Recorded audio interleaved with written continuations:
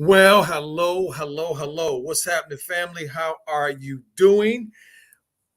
Welcome to another edition of the NBA, brought to you by DJ's Raw and Cut Truth, RawTruth Media. What's happening, family? How y'all doing? It's Coach Joe here, bringing it to you. We got another Mellowholic, another Charlotte Hornets production tonight, family. Hornets against the Boston Beaners, the Celtics, my hated Celtics. But hey, they got two guys on there I like. We are here tonight to get it in. Wow. I didn't know Brian Scalabrine was one of the play-by-play guys for Boston. I didn't know that. Wow, he must have taken Tommy Heinsohn's spot. Interesting. What's up, my brother? How you doing over there? What's up, Aquarius Law 21? What's going on, my brother? I am that I am that I am. What's up, Coach Almighty Joe? How you doing, brother? Man, I'm doing wonderful. Another opportunity to come and have a night in the NBA with you and the family here. Us Mellowholics back in the building for another opportunity to see our boy get out and do what he do, baby. It's a good thing. No doubt, Coach Joe. It seems like he has a lot of momentum behind him, participating in the All-Star. And I'm just very curious to see how he match up tonight against the Celtics. That was a thriller, that one game. They let the Celtics climb back in the Spectrum Center, and then they went to the Celtics and beat them. So I guess they're trying to close out the series, or do they play them one more time after this, Coach Joe? I'm not sure. Yes, this is the game 3. Yeah, they got one more after this one. Yeah, because I know they play them 4. I think they play them 4 times. So this is the third match. It's the third time. Yeah, they split already. Yeah, so we'll see. They both coming in with a record about the same. The Hornets have a couple games I think ahead of Boston. So it's tight in that. Everybody them guys are racing for that 7th spot. Because that 7th spot is that guaranteed spot that you need for the playoffs to not have to be in the play-in games. So a lot the Hornets and the Celtics. These are important games because it's probably going to be close when it comes down to it, and they're going to be looking at head-to-head matchups if there's some ties. So this is when you want to take care of your business at hand. But this is not going to be no easy one. Boston's been playing pretty well here as of late. And they seem to be getting it together a little bit. But we'll see. The Hornets are actually right there. You know that, my brother. When you look I look across the league and look at all the records, both leagues, the Hornets are not that far away from a whole lot of teams with 23 losses. It's a lot of teams with 20 losses this year. It's a lot of parity this year in the league. What you think about that, my brother? That's correct, Coach Joe. I was just thinking the same thing. The parity is good for the NBA as a whole. It's the same thing with the NFL, where you can be the last place Bengals last year, and somehow you can go to the Super Bowl when they, flip the switch. So it is good for sports. I think the raw shock test they've been doing for the last 3 decades, they have it down to a science with their project with the New England Patriots. Post 9/11, we know that they played on the emotions of the people being patriots, and the Patriots winning. So they just rolled it on in. Now they done brought it to a point now where it's just big business. It's big money. And our boy Mellowverse is right caught up in the dead center of it. He is definitely, got the Midas touch. Oh, okay. Well, yeah, I appreciate that. Let's say hello to some of the brothers and sisters here in the chat. I see Macretia Daniels out there. How you doing, my sister? So good to see you. Trent, I see him out there too. What's up there, Trent? How you doing? Call me Fayu. See him out there as well. Good to see you guys in the chat. Melo's been in the news here a little bit. They had the Rising Challenge teams announced That's the traditionally the freshmen against the sophomores, or the first years against the second years. That game. So they're going to be playing that game, and Melo's going to be in that game. And they had him in an interview on TBS on one of the on Tuesday night's game, I think it was. And him and him and Shaq said he'll put up $100,000 if Melo recreates that pointing at the half court and then shooting the half court shot, like he did when he was at Chino Hills, that he would pay him $100,000. And Candace was certainly in there, right there, Johnny on the spot, trying to get her percentage, finder's percentage. I don't know how she got one, but I guess somehow she maybe because she's just so beautiful. That's how she got it. But anyway, so Melo's going to be in that game, and tomorrow. I think tomorrow is the day they will be announcing the reserves. So we will know tomorrow if Melo is an all-star this year or not, and who will be the reserves. So HL Kid, I see you. What's happening, Young G? How you doing? It's so good to see you. Always good to see you in the house there. My brother. Hey, what are our predictions tonight for Melo? What we think Melo gonna do tonight? I'm going. I'm gonna start. Let me start off with 25, 12, and 13. I don't know where I got it from, but I got it. 25, 12, and 13. I think Melo's gonna have a triple dub.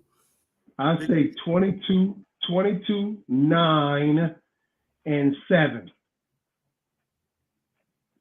22. Okay. I like that. I like that. Put your predictions in there. Superior Trucking said, "What's up, Coach? Hey, what's going on, Superior? How you doing? I'm glad you made it home. Every time I see you in here, brother, it just warms my heart, because I know if you was out there on the road today, you made it in, and that's a beautiful thing. I'm happy to hear that you made it in."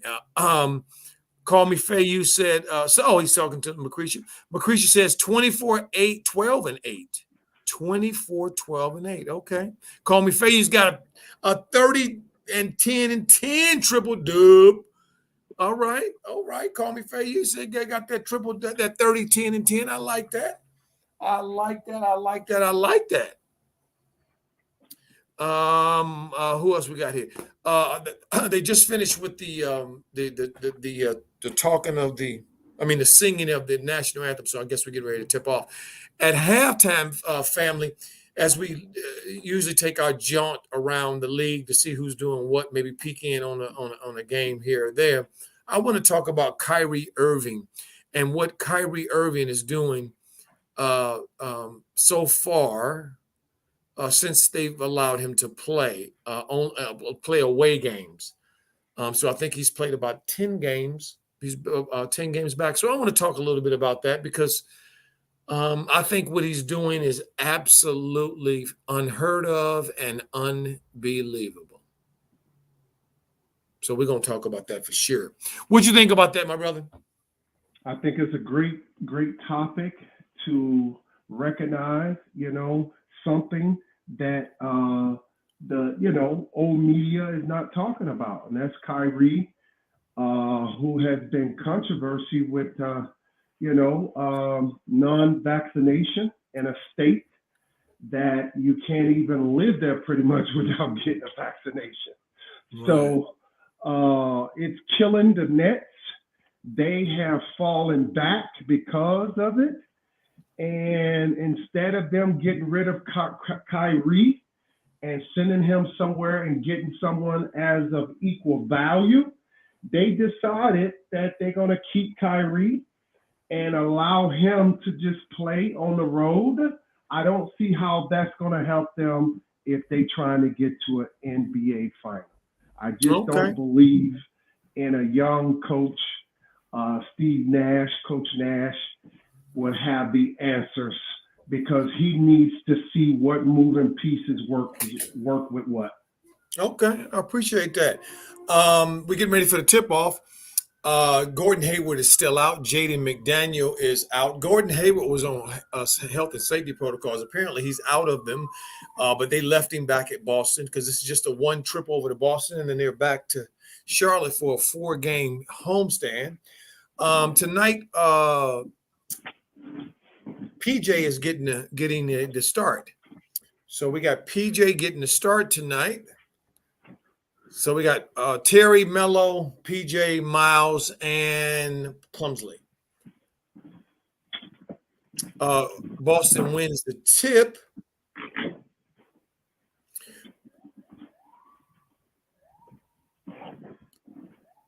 The first shot of the game is to Marcus Smart with the shot from the top of the key.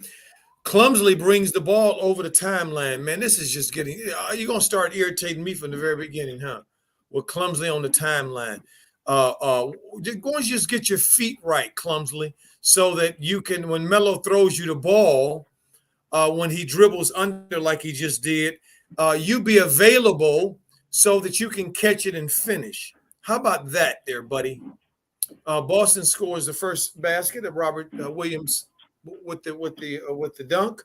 Melo at the top, dribbling up top against Jaylen Brown, off to Terry Rozier. Terry over there being shadowed by Jayson Tatum at 2-0. Tatum takes him off the dribble. Tatum misses. Rozier misses the layup. Boston back the other way. Boston with Jaylen Brown with the mid-range, knocking it down for Boston to go take a 4-0 lead. Yeah, I know Boston wants some get back for Charlotte beating them the last time. So I'm thinking this is going to be really good. What do we got there? So we got Miles with the ball. He's dribbling it around. He throws it off to Clumsily. Clumsily over to Lamelo. Melo with a first shot of his in the corner for corner three. Bang, bang. Melo ball with the first 3 of the game. And Melo with the defensive stop on the other end, knocking the ball off of Jaylen Brown's leg to force a turnover. Ball back the other way. All right. Melo with the ball back across the half-court line over to PJ, over to Miles. Miles at the top surveying, dribbling the ball. There he is, Miles downhill. Miles to the basket and lay it in for the easy 2.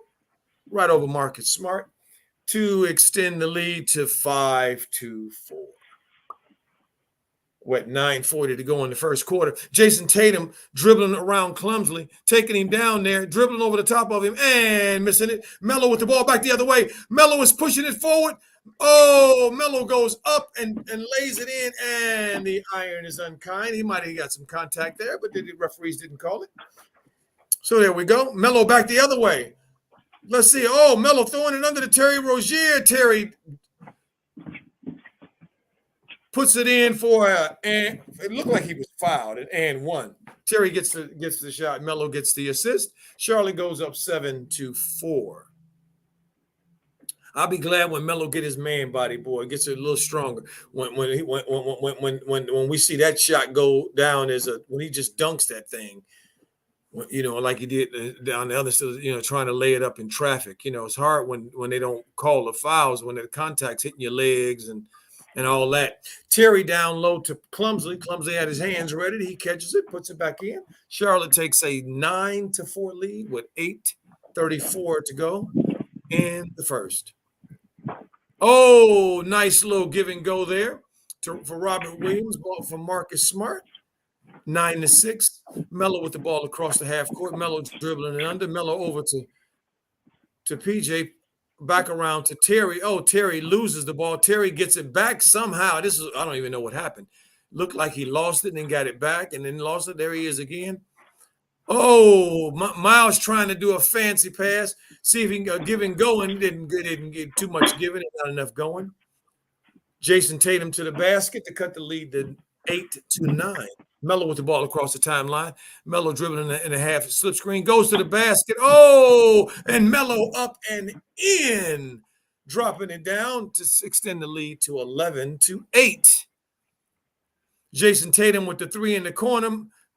Bang bang! Jayson Tatum knocked it down. One of my favorite young players. I like Jayson, him and the other, and Jaylen Brown, as you guys know, to bring the game to an 11-11 tie. I love the speed of the game, family. I love the up and downness of it. I don't love Plumlee trying to play make and turn the ball over, trying to throw the ball in to PJ. And this is the other thing about HL kid. I see your 23, 10, and 7 for Melo. Is this dude is always trying to show how smart he is. Like somehow nobody understands what the game is about but him. I think I see Kelly Oubre on the bench. So I think he'll be back tonight. That's good news for the Hornets if Kelly Oubre is back. Jaylen Brown at the free throw line, shooting 1 of 2. He knocks down the first one.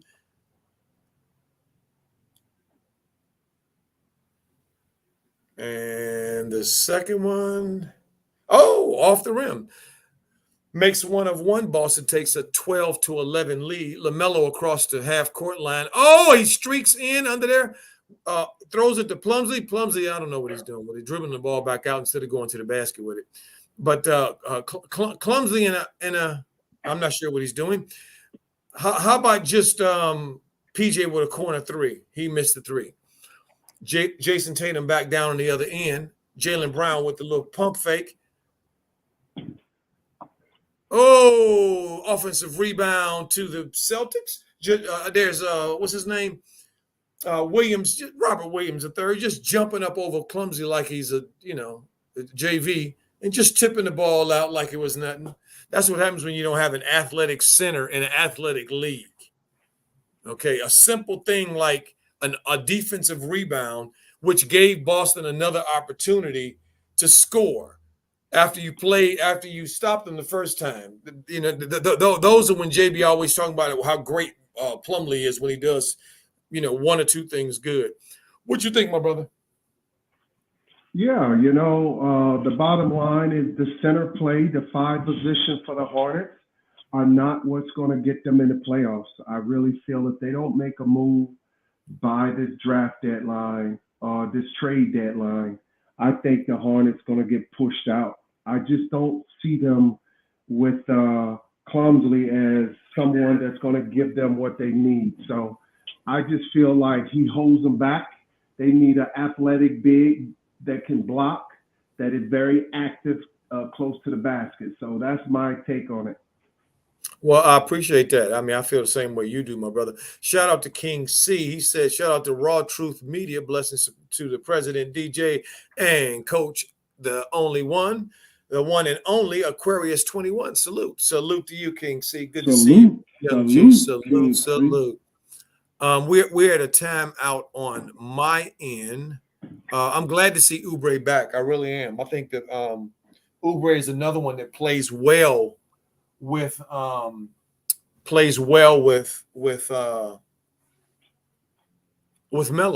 Plays very well with Melo. They have a synergy about them.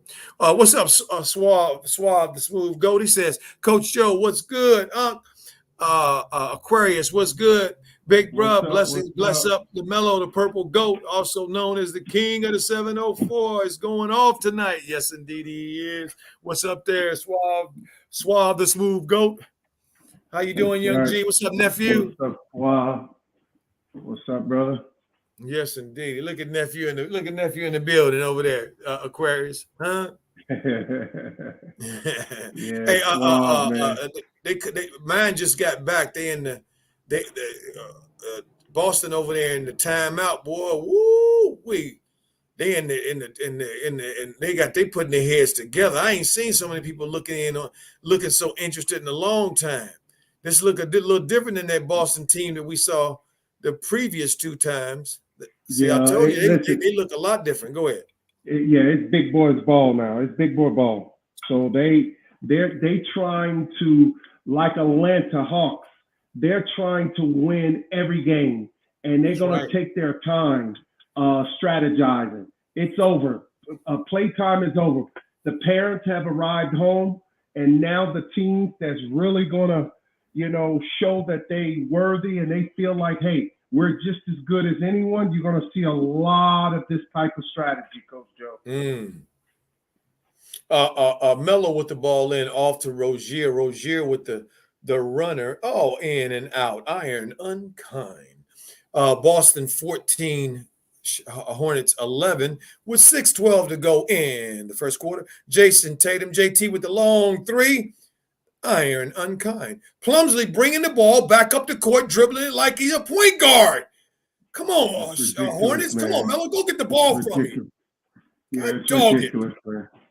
That guy is just what are you it's doing? a joke. What is that? What was that? He's point shaving. That's what he's doing. No, straight up. You know, I wish he was, because that would be the only way to explain that lack of. That's talent. My point. That's why I said that. That's exactly why I said it. Because it's Where you going, Plumlee? Where you going, Clumsley? Oh my stars! I mean, that's crazy, man. He's the last one you want to be touching the ball. The last person. Melo with the ball on Jaylen Brown on top of him. Melo with the three from the top. Oh, in and out. Horford with the rebound. Back across the half-court line. Melo guarding Marcus Smart. Marcus Smart taking the young fella down there, trying to dump him off. He throws it off to Robert Williams. Robert Williams with the dunk. Boston up 16-11. Yeah, Terry cuts the lane to the basket. Good shot there, Terry. 13-16. Cut the lead to. You know what, family. I am noticing, and I'm always noticing it, that when Miles comes into the game and when he turns on, he ain't on yet. I'm waiting for Miles to become a part of the game, because if Miles does not become a part of this game, they need to get him off the floor and get Kelly Oubre in the game and see what Kelly Oubre can do.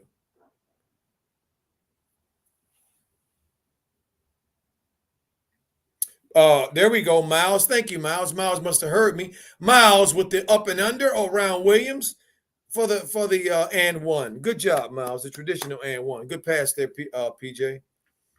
Way to go, Miles. Because Miles has to be a part of the deal. King said Melo's going to be is going to get 26, 12, and 11. Thank you, King C. Thunder R, how you doing there, young G? He said 17, 12, and 10. Max Sen said we were stuck on 11 for a minute. Oh, yeah, we were. Absolutely. 15-16, Boston with the ball. Jaylen Brown to the basket. No help defense to come over to help at all. Just watch Jaylen Brown lay it up for Boston to take an 18-15 lead. Melo back off to Melo. Jaylen Brown out in front of him. Melo with the ball in. Melo with the ball over the top of Williams and in. Good layup, good left hand layup there, young G, to cut the lead to 17-18. Melo's defense on Marcus Smart forced a turnover. Good job, Melo. Swab, the Smooth Ghost said, yes, so Lamelo and Miles for All-Star. Miles in the dunk contest would be nice. Absolutely. Lamelo dribbling the ball against Jaylen Brown. Melo off to Rozier, back over to Melo. Melo fakes him out, and he goes in and throws an alley-oop. Oh, no. Called traveling from the baseline. How can you call traveling from the baseline and the guy right next to him at the top didn't call it? God, dog. He didn't put both his feet didn't come off the ground, and you can't see that from the baseline. God, dog, man. They be doing too much. 18-17. With 3:52 to go in the first. Robert Williams for three. Robert Williams knocks it down. The wide open three. Hornets had a little breakdown there on defense. 17-21. Miles brings the ball across the half-court line. Back out to PJ behind the three-point line. PJ shoots a three. Iron unkind.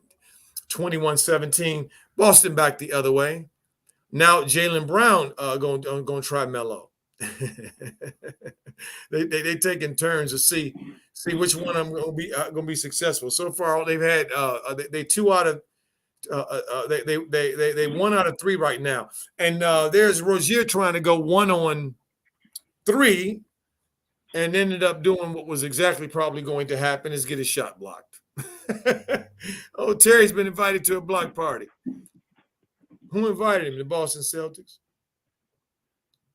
Yeah, and he looking for a foul. No, you're not going to get a foul there, Terry, I'm afraid. 21-17. Schroeder's in the game. I thought the German was done. I read that the German was out. Okay. I guess not. Schroeder is in. Oh, offensive foul. Robert Williams III moving on the screen. JB and critiques. What did he say? And critics everything criticize everything Lamelo does, but he has a 7-foot slow, clumsily bring the ball down and has nothing to say. Shaking my head. Oh no, he loves that. That's that positionless basketball. He loves that positionless basketball. You know, he don't understand that the ball should always be in Melo's hands because it's an advantage for the Hornets as we go to a timeout. It looks like it's an advantage for the Hornets to speed the game up because when the ball is in Melo's hands, when the game is sped up, great things happen. But you know, I mean, what do we know over here? King C said, Coach Aquarius, is JB starting lineup the best, or would you swap out? Well, I mean, you know, Gordon is out, so you know, I mean, well, my take everybody take else is on the same. Yeah, my take is that I think it's very poor coaching because you don't know who really can't listen. When the whole world wakes up in the morning, nobody knows that it might be them in their turn. So if the head coach don't empty his bench and see who really woke up this morning on his bench to see if they came to play ball, he would never know. You never know. One of the young guys could get hot. You know, he's trying to go with the same old guys every night. It is a drag along season, man. It's long to sustain, you know, constant, you know, good shooting, keeping a percentage, the assists, the rebounds. Man, you got to be a special dude to do it night in and night out. You know, Jayson Tatum is the best shooter on that floor. And I've seen him be in a slump in the last, you know, this year more than last year. But, you know, it's just hard to maintain that great shooting, the great scoring. So JB don't know how to play the cards he's given on night in or night out. He don't know how to play his cards. Facts. He's trying to play the same hand over and over and over. That is the definition of insanity. This is why it's hard to watch this guy's strategy. He has no strategy. Well, no, So Aquarius, you know what he looked like to me? He looked like a dude in Vegas at a roulette table. And he ain't really good. And he playing very much. And the first number he wins, he just go, you know, that's the one I got to go with. And every time I got to have that one. Every time it's 7 black. It's gonna be 7 black, and it only hits at every blue moon. But he convinced that 7 black is the way to go. Exactly. And he don't understand why he can't win more than those little odds, those little small percentages that he wins. He don't get it. Absolutely. They're I showing. just don't understand. They're showing people who they think Melo plays like at the halftime. Look how a whole little video they highlight of Pistol Pete. You know, they're trying to show the connection. Get that ball in. Trying to show the connection, the connectivity between the games of the past and the players from yesteryear to now. And as Miles shoots a 3, and I hope he didn't crack the backboard. That thing hit pretty hard. Woo! Look at Terry getting beat backdoor, and Robert Williams looking like Draymond throwing it to Jason Richardson like he jumping off a pogo stick, dunking that thing down for Boston to go up 23-17. Kelly Oubre is in the game. There's Melo to the basket. Melo going up. Melo up. Oh, it bounces off the iron. Melo trying to get trying to get that mid range going. 2 minutes to go in the first quarter. Jayson Tatum for three. Jayson Tatum off. Nick Richards is in the game. I like to see that. That's good to see. Melo across the timeline, out to Terry. Terry for three. Terry knocks it down. Bang, bang. Terry for the basket. Melo with the assist. Cut the lead to 20-23. The German shoots it. Oh, the German for three to extend the lead back to 6. Dennis Schroeder. Melo with the ball back across the half-court line. Melo throws it off to Miles. Miles fumbles it, but he catches it. Back to Terry. Terry is dribbling back over to Melo. Melo back at the top. Melo back around to Terry. Terry back over the corner to Oubre. Oubre for three. Oh, it bounces off the rim. Boston gets the rebound. Boston back down the court. The German attacking Melo. Oh, what did he do? He lost the ball. Melo, another steal for Melo. Back over to Oubre. Oubre back. Oh, nice long pass from Miles to get Oubre off. No, Terry to Miles to cut the lead to 22-25. All right. The Hornets getting some of them 50-50 balls rolling their way. 46 seconds to go. Jayson Tatum out front at 25-22. Melo is guarding JT now. JT goes to the basket. Ooh, tries to give Nick Richards the business. Nick Richards said, nah, I don't think I'm going to take that business. And he fouls him, but he showed and let JT take that second step and dunk it on him because he was certainly trying to go in there and make it look nice. Good defense there, Nick Richards. 25-22 with 36 seconds to go in the first quarter. Both teams have not shot the ball extremely, like they normally can, but they both been playing some little, decent defense, I would say. And they have to keep it close, Coach Joe. They really have to keep it close. Without a doubt. Because the Hornets, either they're going to win big or lose big. I hate that they can't, night in and night out, make it very close. Miles into Nick Richards. Nick Richards tries to throw it out to Melo, and he turns it over to Richards. Boston has the ball back at 27-22. Jason Richards at the top with 19 seconds to go in the first quarter. 10 on the shot clock. Jayson dribbling. Oh, he picks it up for Melo. Off to the German.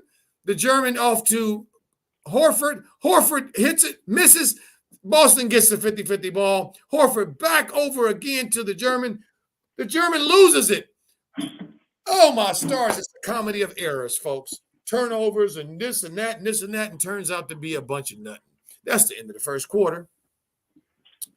Boston comes out on top in this one, 27-22, but the Hornets are right there. We'll be back with the second quarter in a second. Let me look at the chat here and see what some of the family in here are sharing with us tonight. Mac, he said, what, a Nick Richards sighting? Yes, indeed. David Haynes, good to see you there tonight there. He said, good night, team. Trinidad in the house. Yes, indeedy, David. Good to see you there, young G. Max said, I don't like how Borrego doesn't play the young guys.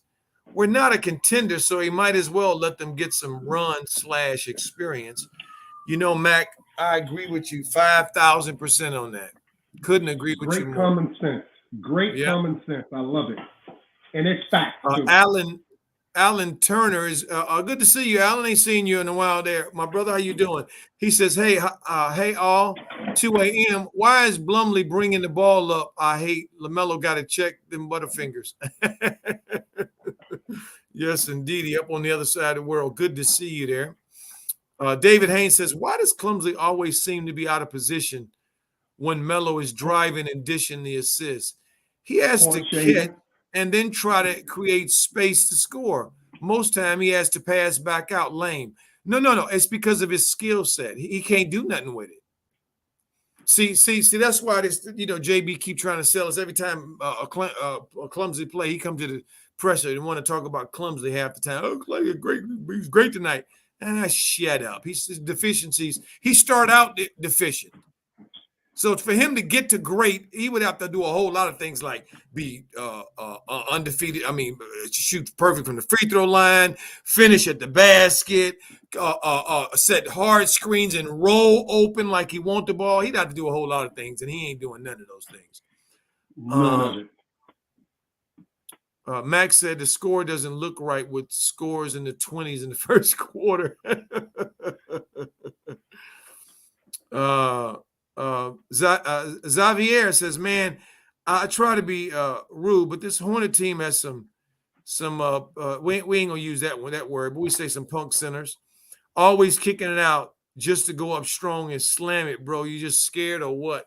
Well, they all. You see how much JB plays those guys. He don't play them except every month of Tuesday. So guess what happens? They try not to make mistakes, so they don't do risky things. Guess what, family? He left Melo in the game to start the second quarter. Can you believe it? I believe it. I believe it. With the mid range, the iron unkind. Boston back the other way. Jayson Richardson with the nice three. Knocks it down to extend Boston's lead to 30-22. Melo over to Cody Martin. Cody Martin probing, trying to go around the German. PJ trying to get fancy and ends up turning the ball over. What is Boston doing? Wow, that ball better go in. It did go in. Jayson Richardson to three.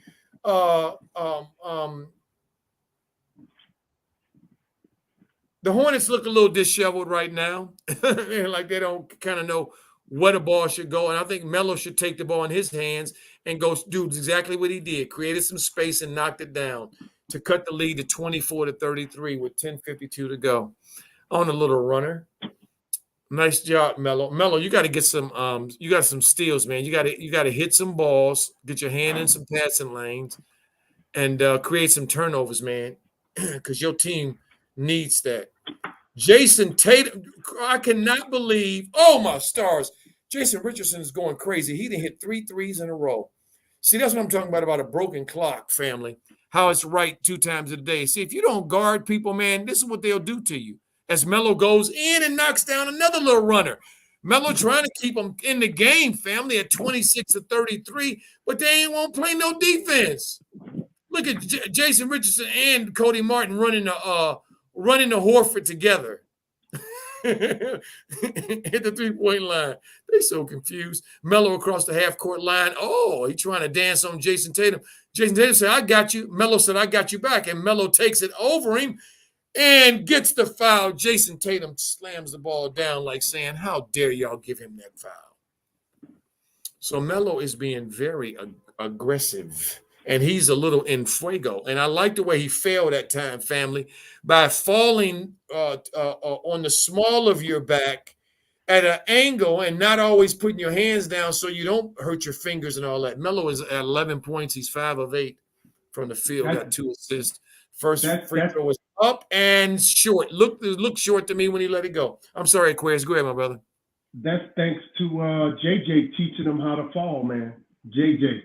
His manager. Yeah. Right. No, you're right, JJ. She's trying to fall. Absolutely.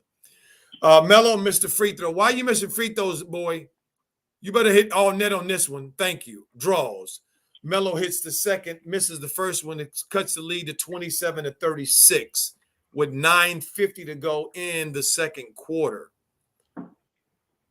Coach, can you just let the family know that Lamelo has no help around him? So they don't. Yeah. Right now, Melo's playing by himself. That's what's happening right now.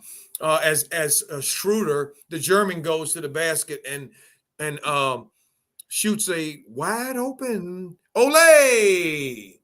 As PJ pretends to come over much too late to try to be of some help at the basket when he wasn't really trying to help at all.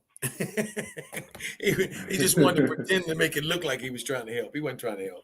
Hey, Coach Joe, what do you think about the Germans turning down that $75 million, betting on himself, and ended up getting $7 or $8 million for this year, and don't look like he's going to get that big contract he was looking for. They kind of fading him out. Well, I mean, his family, his wife came out and said, it was a family decision, and they wanted to make it with their family. So I'll leave it there at the family.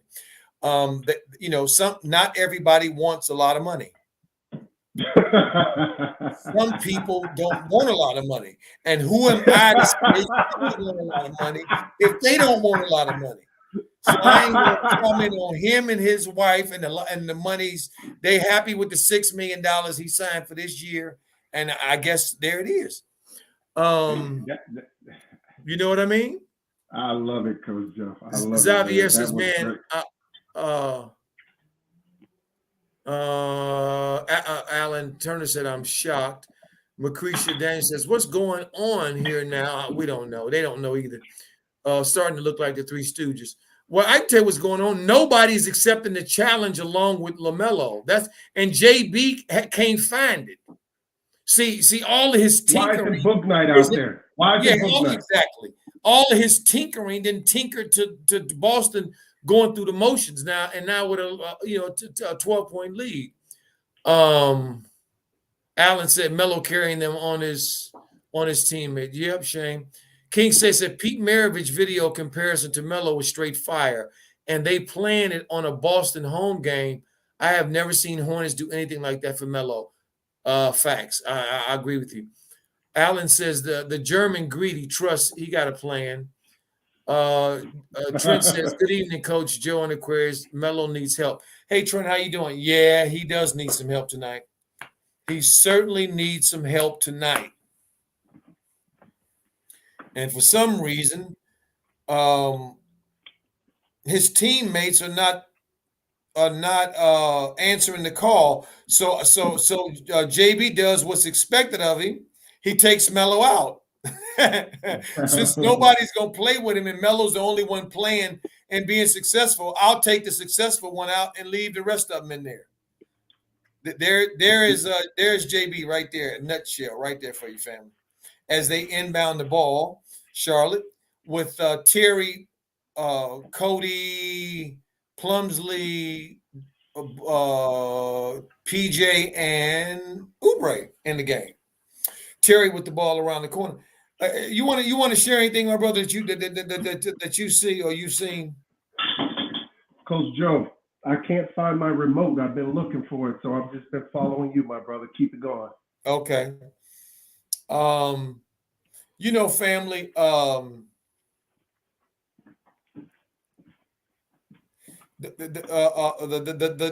Oubre with great defense on Jaylen Brown with the block. Stayed with him, moved his feet, closed out right, and blocked his jump shot. Wow. You don't normally see jump shots getting blocked in the NBA anymore. That is amazing. Horford for three. Iron unkind. Cody Martin Hornets bringing it back. Let's just see what they can get out of this. Look at Plumsley looking like he's surveying. Oh, let me see here. Let me see. Look at that roll. That roll was so weak. That roll was weak as Tijuana dishwater. Man, that was a weak roll, Clumsy. Talk about not wanting the ball. That's how you roll and not want the ball. How you pretend like you want the ball. Whoever made that decision to bring him there, that was the foolish. I know. What's his name? Mitch. Mm-hmm. That was foolish because they could have got that same play out of Bismarck. Oh my stars! I mean, is Bismarck making them switching him out for Plumlee look like a stupid mistake? Exactly. Oh my stars! Egg all on their face. And Malik Monk dropped 30-something the other night. Come on, man. Somebody. I got to be honest about that one, my brother. Kelly Oubre has more than made up for Monk's position. No, who said get rid of who? You could have got rid of PJ and kept Monk. You know what I'm saying? Not in brought Kelly in. That was Kelly bringing Kelly in was clearly for them losing Monk. And Kelly has been a great surprise for them. Been very, very consistent. As Terry tips in a PJ miss to cut the lead to 30-38 with 7:53 to go in the second quarter. The German is trying to dribble around PJ, throws it over to Jayson Richards, who is on fire. He goes all the way in. Kelly Oubre read that like Braille, stole that in the passing lane. Now he going back down on Jaylen Brown and just shoots the little. Oh man, that was so nice, Kelly. So Kelly wants to play. I mean, great defense on one end, dribbles down under control, shoots the little 12-footer over Jaylen Brown, knocks it down to cut the lead to 8. Very nice. Very nice, Oubre. I'm glad to see Oubre back in. I really am.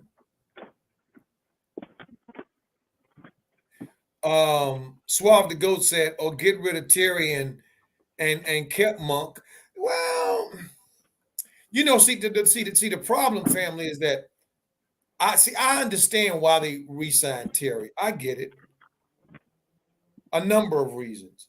I don't think they believe Terry will live out that contract. I believe they think that Terry will be a part of a trade and his contract will be friendly when it's time to move him.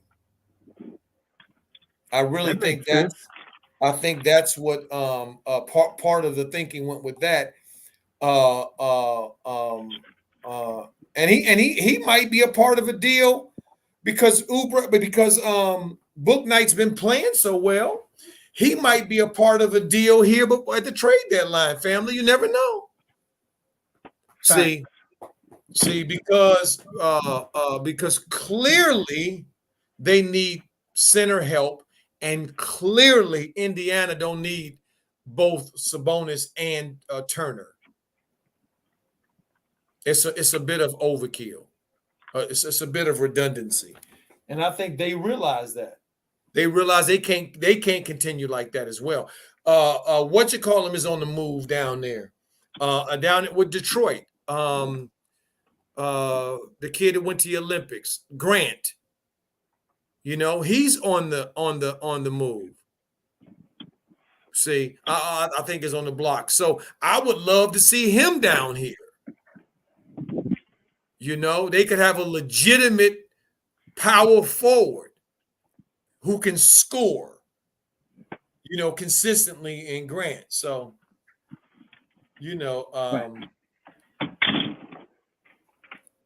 I think the Hornets are one of a few teams, maybe not many, with 6 players, 5 or 6 players averaging at least 15 points a game. That's a lot.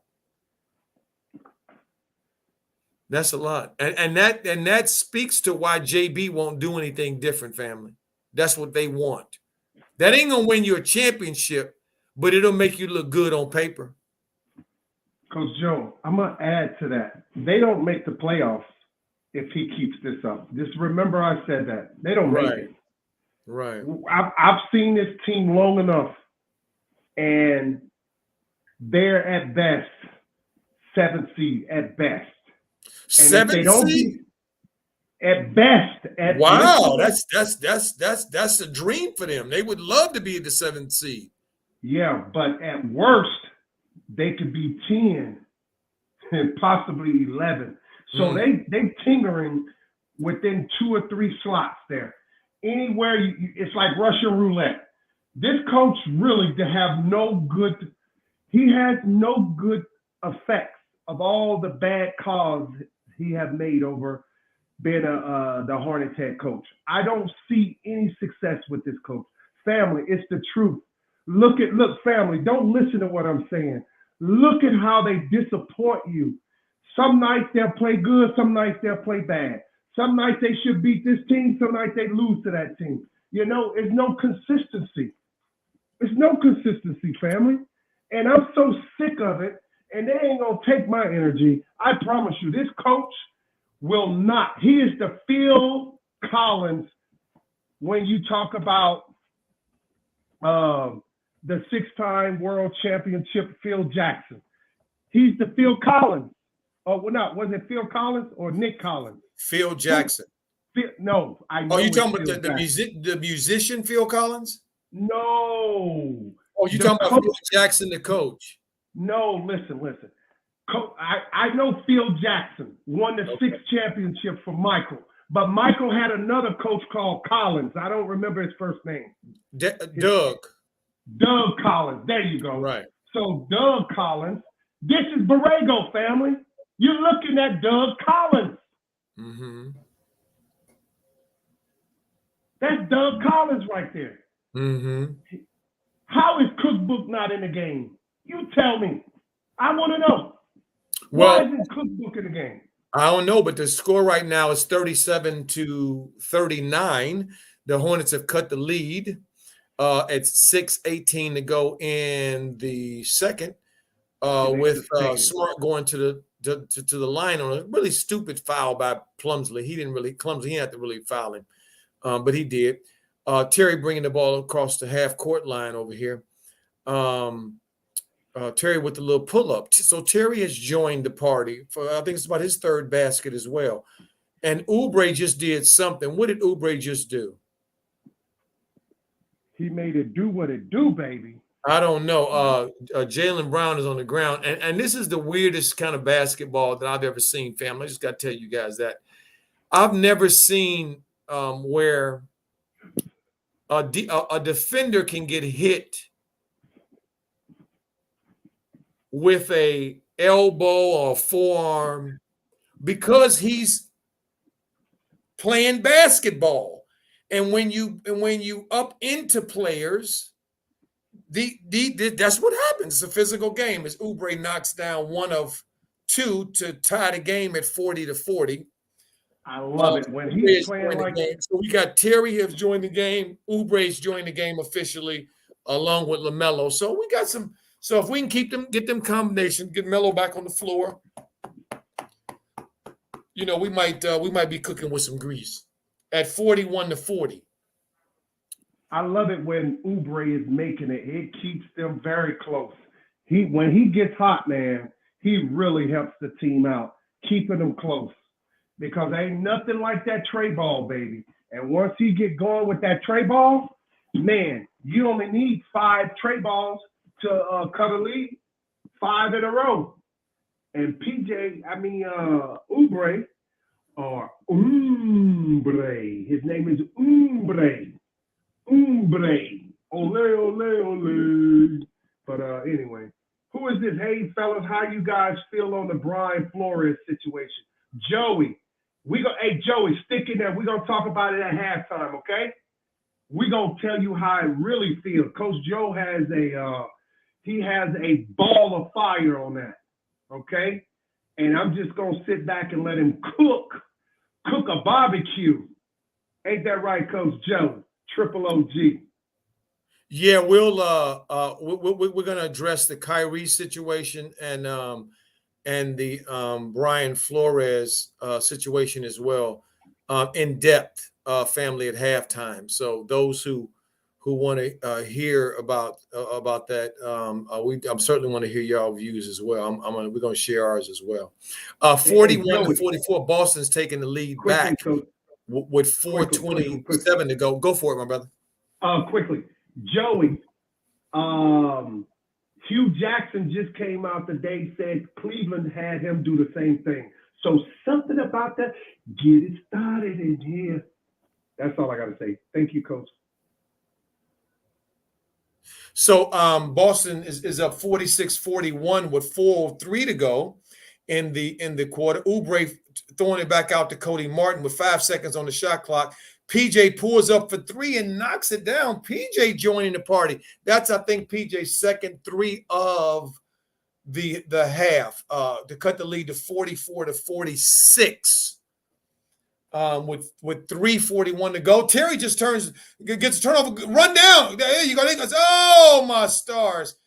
Terry gets a turnover. And was by himself back there with the big man, Robert Williams. Terry, I'm like, wait a minute, I know they ain't gonna do that. So Oubre joined the party. Oubre gets a nice little forearm to the face, and Roberts. I mean, Williams gets a little bit of medicine his way too.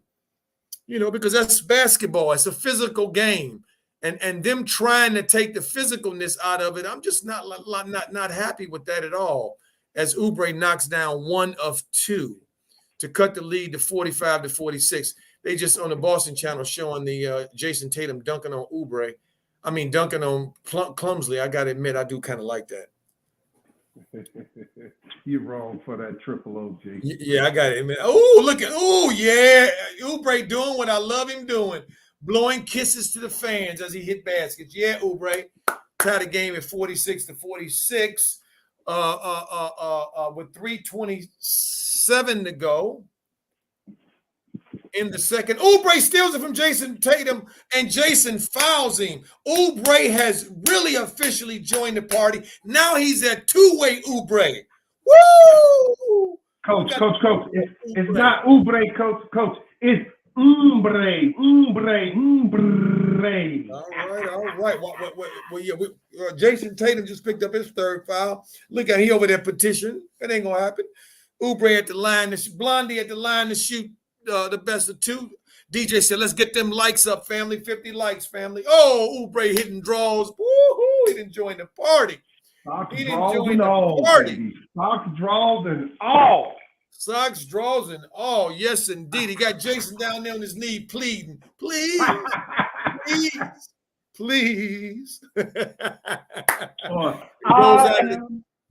Coach Owen, I am begging you. Right. That's right. Begging you. Charlotte goes up 48-46 with 3:12 to go. And then Melo back in the game. Melo guarding Jayson Tatum at the top there. Melo on him. He's guarding him. Melo makes him turn it over. Oubre the other way. Over. Oh, wow. Marcus Smart makes a great defensive stop. Look at him. He said, let's get this crap together. Hey, that's a grown man right there. That's a grown man right there, boy. Let's get this together. That's a grown man right there, family. Facts. PJ, get off the ground. Don't nobody care that you fail. Miles trying to shoot the little floater. He misses it. Jaylen Brown back at him, going back the other way. Somebody going to stop the ball? No, they're not going to stop the ball until he gets his shot. See, that's what I'm talking about with this team, man. Terry just looking at him. 48-48 with 2:30 to go in the half. Terry know what he's doing. Miles dribbling the ball, passes out to Terry. Horford is on Terry. Terry, if you can't take Horford, something is wrong. Melo for 3 from the corner. Didn't look like he was ready to shoot no 3. Ball bounces out. Iron unkind. Bang. Ball back the other way. Jaylen Brown dribbling on. Oh, my stars. Marcus Smart goes in with a nice little dipsy-do to extend Boston's lead to 50-48. Ball off to Terry. Terry got the big fella guarding him. Terry went off the glass. Bank ain't open right now for Terry. Jaylen Brown bringing the ball back up. Oh, wow. They steal the ball. Melo bringing the ball back the other way. Melo gets fouled. I don't know if they're in the bonus or not. I don't think that they're in the bonus. And Marcus Smart right now is being the leader for this team, the veteran that he should be. So he stopped the play. Melo's going to the free throw line to shoot free throws. But he's out here scoring baskets, getting stops, letting his team know, let's go. As Melo knocks down the first of 2 to cut Boston's lead to 1 to 49-50.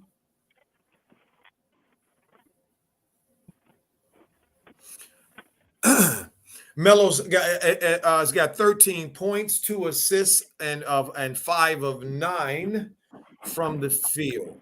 Not doing a whole lot of assisting and rebounding right now. I can tell he knocks down the second too to tie the game at 50-50. It looks like Melo this game, family, has got a scorer's mindset.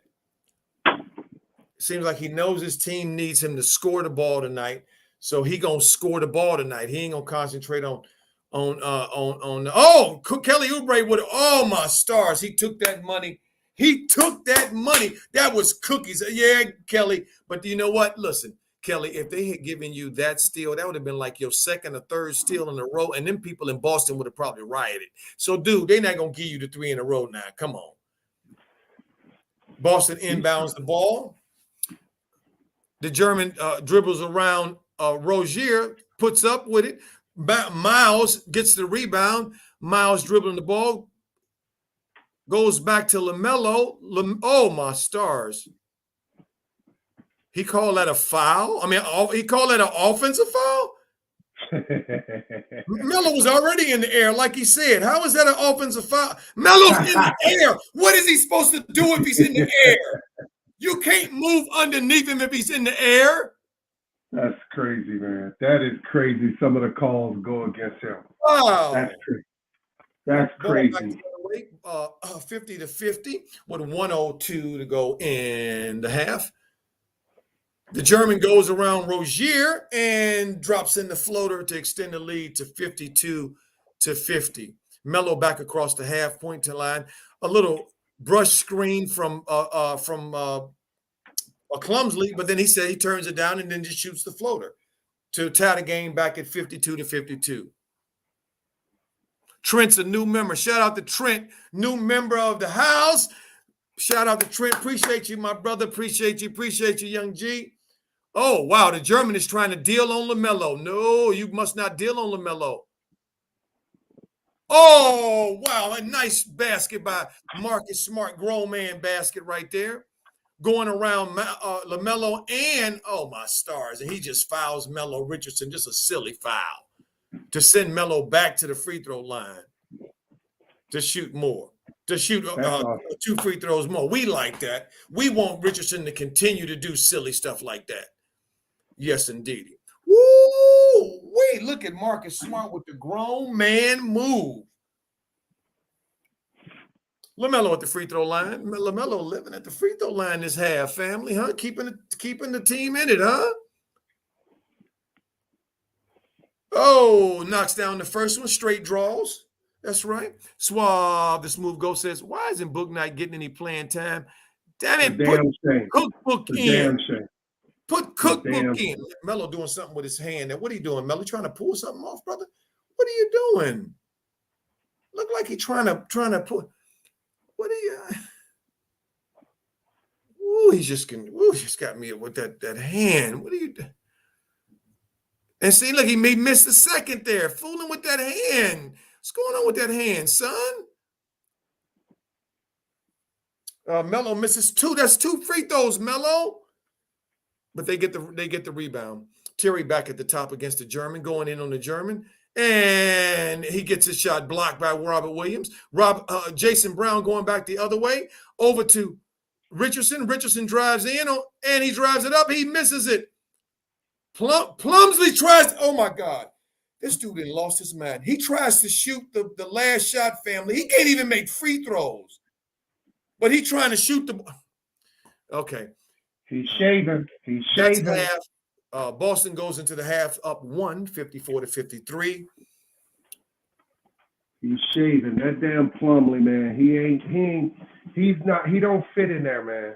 He just don't fit. It has nothing to do with what you see. He's just not consistent enough for what the Hornets is trying to do.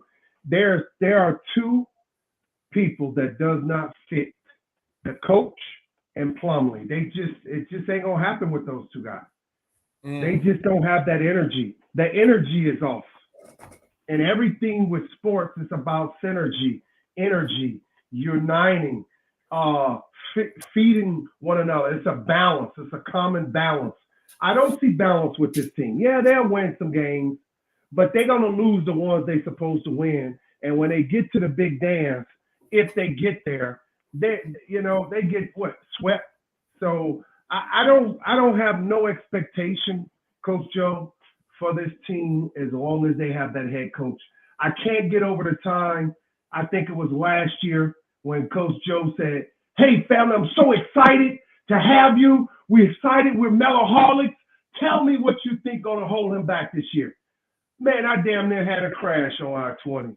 Oh, man, the coach. And look at it. Look at it. That doggone Coach Joe said, yeah, my brother, you're right. Facts. And, that's who's going to hold him back right there, the coach. Facts. Let me look over here in the chat and see what some of the family are chatting in here. Smooth the Goat says, Swab the Smooth Goat, the nephew say, he itching his hand for some more scoring, Coach Joe, LOL. Yeah, because, when you use your hand, something coming, money, something coming good.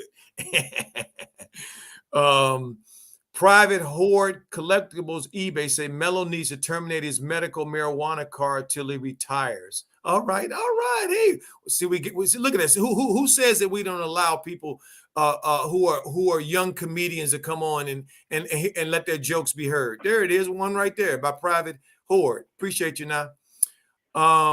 Max says I don't think Gordon fits either. He doesn't. A collectible eBay says Michael Jordan don't fit also. Yeah, his gender doesn't fit. That's for doggone sure. King C says Coach Melo is the only player in the NBA history the refs expect to change course in midair. Exactly. Not half man, half amazing. Jaheim Nesbitt said Plumlee can't make a free throw. He thought he could make that. No, he didn't think he could make it. They just didn't want Melo to try to make it. That's right. Alan Turner said Blumsley, he lazy. The grind missing his team. Melo the boss. Facts. Now, family, let's get to a couple of topics here that have come up that I want to talk about. We here at DJ's Raw and Cut Truth, RawTruth Media. We want to shine some light on. One of the things we want to shine some light on is Kyrie Irving and his situation. Most of you guys know that the corporate media has been trying to turn Kyrie into Darth Vader, and for us to not like Kyrie. And when I say us, I'm talking about those of us who are part of Kyrie's tribe. Okay, and I'm not buying it. I never have bought it. Okay, Kyrie is entitled to his opinions outside of basketball on any topic that he chooses to speak on, like any other American. And like any other American, 100% of people are not going to agree with him. That's just how it is. But that don't make him somehow an enemy, evil. Don't make him that at all.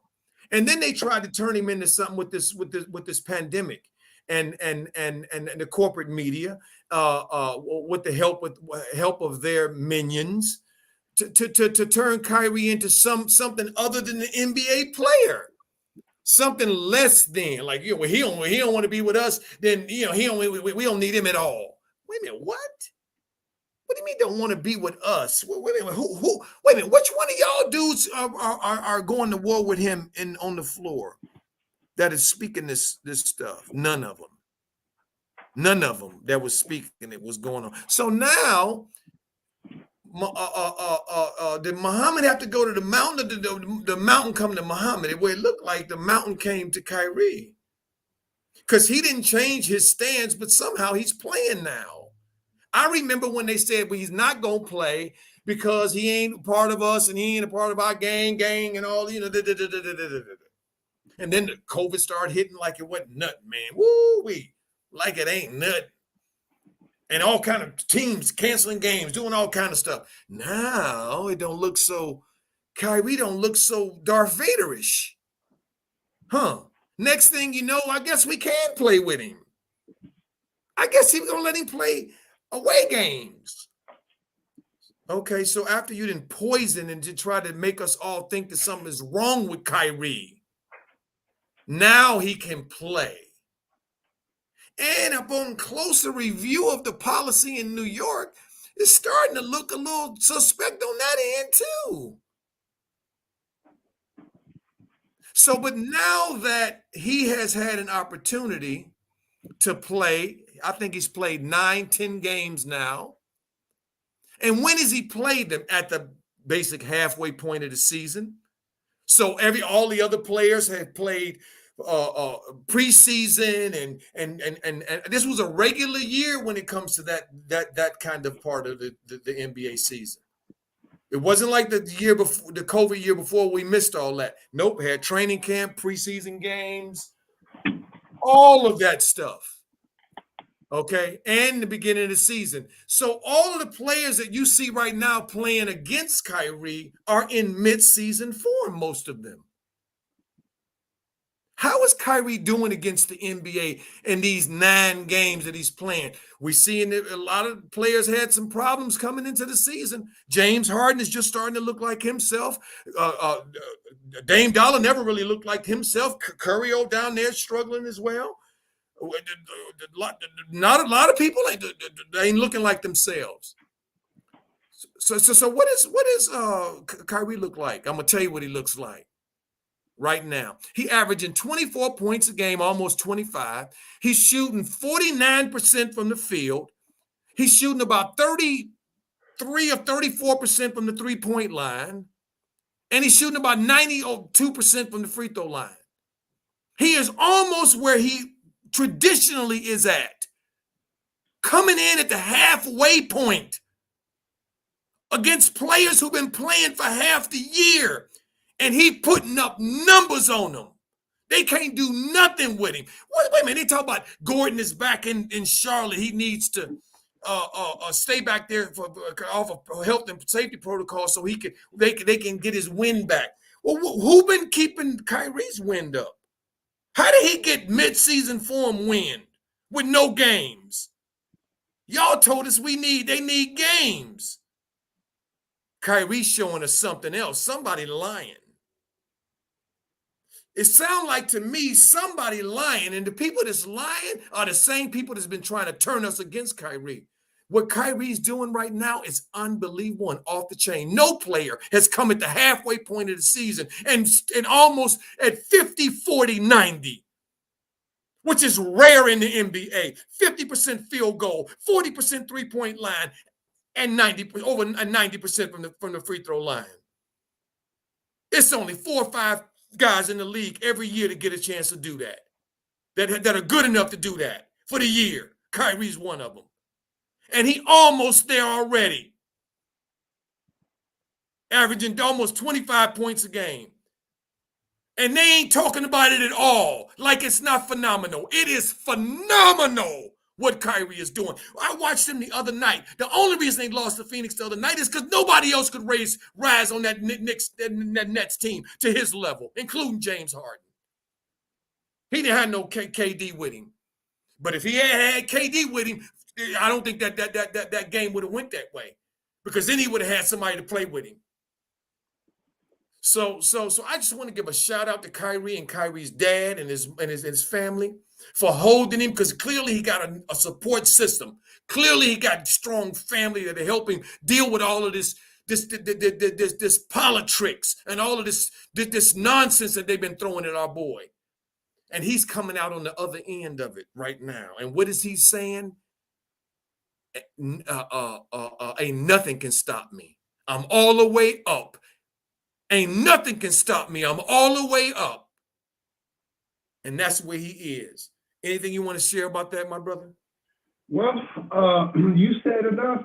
And all I need to say is that he's winning on all fronts, family. If you know anything about sports, New York State and California are the 2 most highest tax bracket places you do not want to work in, because all your money is going to go to the state. So whenever Kyrie is playing outside of New York, he's getting that. It's all about the money. That's all I got to say. So what's up with the coaching in the NFL, Coach? I know that's all you wanted to say? Yeah, that's all I wanted to say. Okay, appreciate that. I see. Who do I see in here? Who do I see in here real quickly before we go to our other topic? Who do I see in here? I ain't heard love. The Pope is in the house. What's up, the Pope? He said, Coach Joe DJ What it do, family? How you doing, the Pope? Good to see you there, young G. So good to see you. Trent said, talk to him, Coach. The Pope said, love hearing you brothers cook on Melo. Yes, indeed, we here to cook on Melo. He having a nice half too, at least scoring wise. He ain't really filling the box up right now because his team needed. Obviously, they not really. They wasn't really in as a team, doing it. You know what I'm saying? Until the latter part of the second quarter. DJ said, shout out to the Pope. Be frank. Let me see. Alan Turner said, preach 100. Joey says he was doing that last year as well. Man is a bucket. Not just yes, you're right. He's a bucket, but not just that. His stamina. I mean, these are professional athletes. He just walks in. Who he been working out against? What is he taking? What is he doing? They tell us LeBron spends over $1 million on his body. What the hell is Kyrie spending on his? Something is going on when you come out doing that. King C said, Coach, they always send their minions to destroy the alpha black man image. Those that will stand for something. Coach, keep cooking. Thank you, King C. Appreciate you. Kyrie ain't missed a step, George Kingland said. That's exactly right. And they trying to tell us that our boys need this and need that. They showing what they need. But we're gonna switch gears while we're still in halftime to talk about this Brian Flores situation, which is for those who don't know, former head coach, first generation of immigrant, Brian Flores, black man. Was the head coach with the Miami Dolphins. He got fired. He was there for 2 years. He had winning records in both years. And he has just filed a class action lawsuit against the NFL for racism and for discriminatory hiring practices. And it's a class action lawsuit, which means it's being brought by more than just him. He's not just the plaintiff. There are more other coaches as well. He is saying some really explosive things here. He is saying that in 2019, one of the explosive things he's saying is that the Steve Ross, okay, who is tell me who he is again, my brother. Yeah, he's the owner for the Miami Dolphins. There we go, the owner. He went to the top, told him that if for every loss in 2019 that his team suffers, he will pay him $100,000 for losing. That's what he's saying in this suit. So it's really a horrible situation because the NFL has countered with a statement basically saying these are their words, that this suit comes without merit. So they saying this brother, this is frivolous. He ain't talking nothing but trash. Don't listen to nothing that he's saying. What you got to say about that, my brother? Wow. Well, he who has the goal rules. It doesn't make it right. It's definitely a real issue going on, not only with Flores, but with other black coaches. When the league consistently is topped off with 70, almost 80% blacks, that means from our tribe, it seems like there's a systemic issue going on. So if you can't be a field Negro, excuse my expression, you will not get up in the house. That is where the owner reside, the massa, those who got you out there whipped on that plantation. So the truth is, the way I feel is that, he took the money and they saying, hey man, you swore an oath. This is the oath. Now I'm afraid for his life because these men are some of the wicked men that walks the face of this earth. They're the most vile. They liars, they cheaters. They cheat, they kill, they rob, they they suck the blood out of they vampires, and long as you plan as a player, your name is going to be sparked all over, old media stations. But when you are done, you're like one of those old lions that has to go up in the mountain somewhere and can't stand any more territories and lay down and die. So Flores have definitely decided that he's going to, try and change something that will never change, because Dr. Francis Quest Wilson said, everything that you see in this society we live in is based on one category, and that is supremacy. And that's supremacy to dominate and to rule over those that you feel superior to. So if the laws is set up for these greedy owners to say, hey, listen, guys, hey, listen, I said, you throw that game over here, you throw that game over there, because the Cincinnati Bengals got to get to the Super Bowl, damn it. And you're going to get paid for it. You just keep your mouth shut. And oh my God, 21-3, Kansas City Chiefs winning at halftime. Somebody get a call, come back, Patrick can't, he don't remember how to throw the football. So we know that it's the WWE family. The NBA, MLB, NFL, no different than MMA and any other National Hockey League. You cannot win because of chance or by luck. It's too many billions involved. I control those billions. I say who's going to be our heroes. I'm going to give you a black goat, Michael Jordan, and I'm going to give you a white goat, Tom Brady. I said it, damn it. They made men. And Belichick and Saban, they twins. Damn it, I said. Because I built the system, and I make the money off this system. You get out there and play, Negro. Stay in your place. And everyone else in society. You stay in your place. Keep your don't stir the pot over here. And that's what Flores is doing. They don't like it. You pray for that man, because they got the real hitters. Ain't no damn hitters on the south side of Chicago. The real hitters. Oh my goodness. I'm done, Coach Joe. I hear you. Yeah, I hear you. So we're gonna talk a little bit more about that family, because I haven't said everything I wanted to say on it because of the game, and we here us Mellowholics are here to watch the game as well. But we also here to make sure we know what the truth is, and we be honest about what's going on. And so back to the game. 64-60, Celtics are up 4. Melo's had a 3 and a little floater, I think, or something like that. And Robert Williams just blocked his shot with his elbow a second ago at 64-60 with 8:22 to go in the third quarter. Jayson Tatum driving in, pitching it out to Marcus Smart for the wide open 3 to extend their lead to 7. 62-67 with 8:07 to go in the third.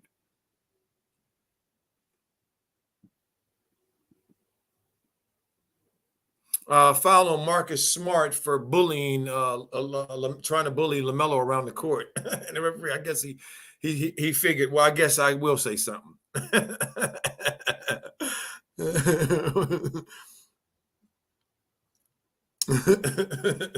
It's still 60-67 with 8:02 to go in the third.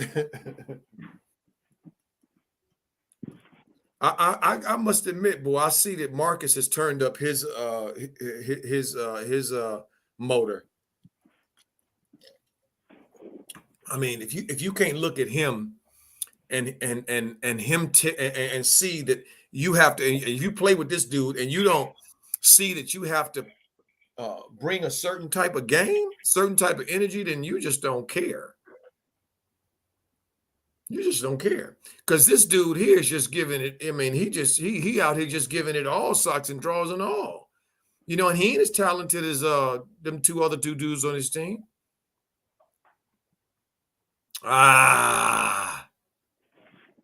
Melo in the air, trying to do something. Pass it, actually, and ended up turning it over. That's his first turnover? Maybe second. Maybe I don't. Maybe second. Might even be his third. I'm not sure. He ain't had a lot of them though today. I know that. Jayson Tatum with the ball at the top, throwing it over to Jayson Tatum. Marcus Smart at the top for another three. When did Marcus Smart turn into a three-pointer? They up 10, 60-70 with Marcus Smart's like third or fourth three. Woo! Wait, we see one team is playing with a sense of urgency, and the other team don't look like they playing with that at all. They look like they thought that they could just come out and go through the motions a little bit and make things happen. Ain't gonna happen. You're gonna give Boston not give. You're gonna allow Boston to go up on 10 on you. And they building, saying that y'all got it within yourself to come back, huh? Okay, well, we'll see. We'll see. And see, because the Pope said that he said Rozier needs to learn to play smarter. What are they gonna learn at this point in his career? Ain't a whole lot of teaching gonna be going on, just a whole lot of reinforcement.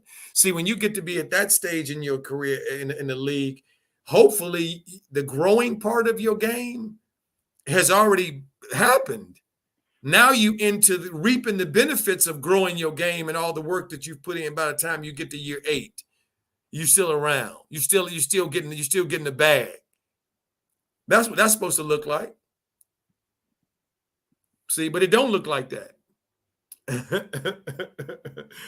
Suave, the smooth go say, calm down, Miles. Well, I mean, the thing about this team is our brother was talking about it earlier.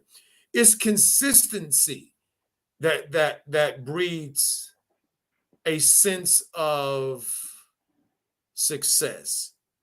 Doing the same thing successfully over and over the same way when it works. See, but that has to be there. People always want to talk about what's the definition of insanity? Doing the same thing. Well, doing the same thing over and over again that works is actually what you have to do.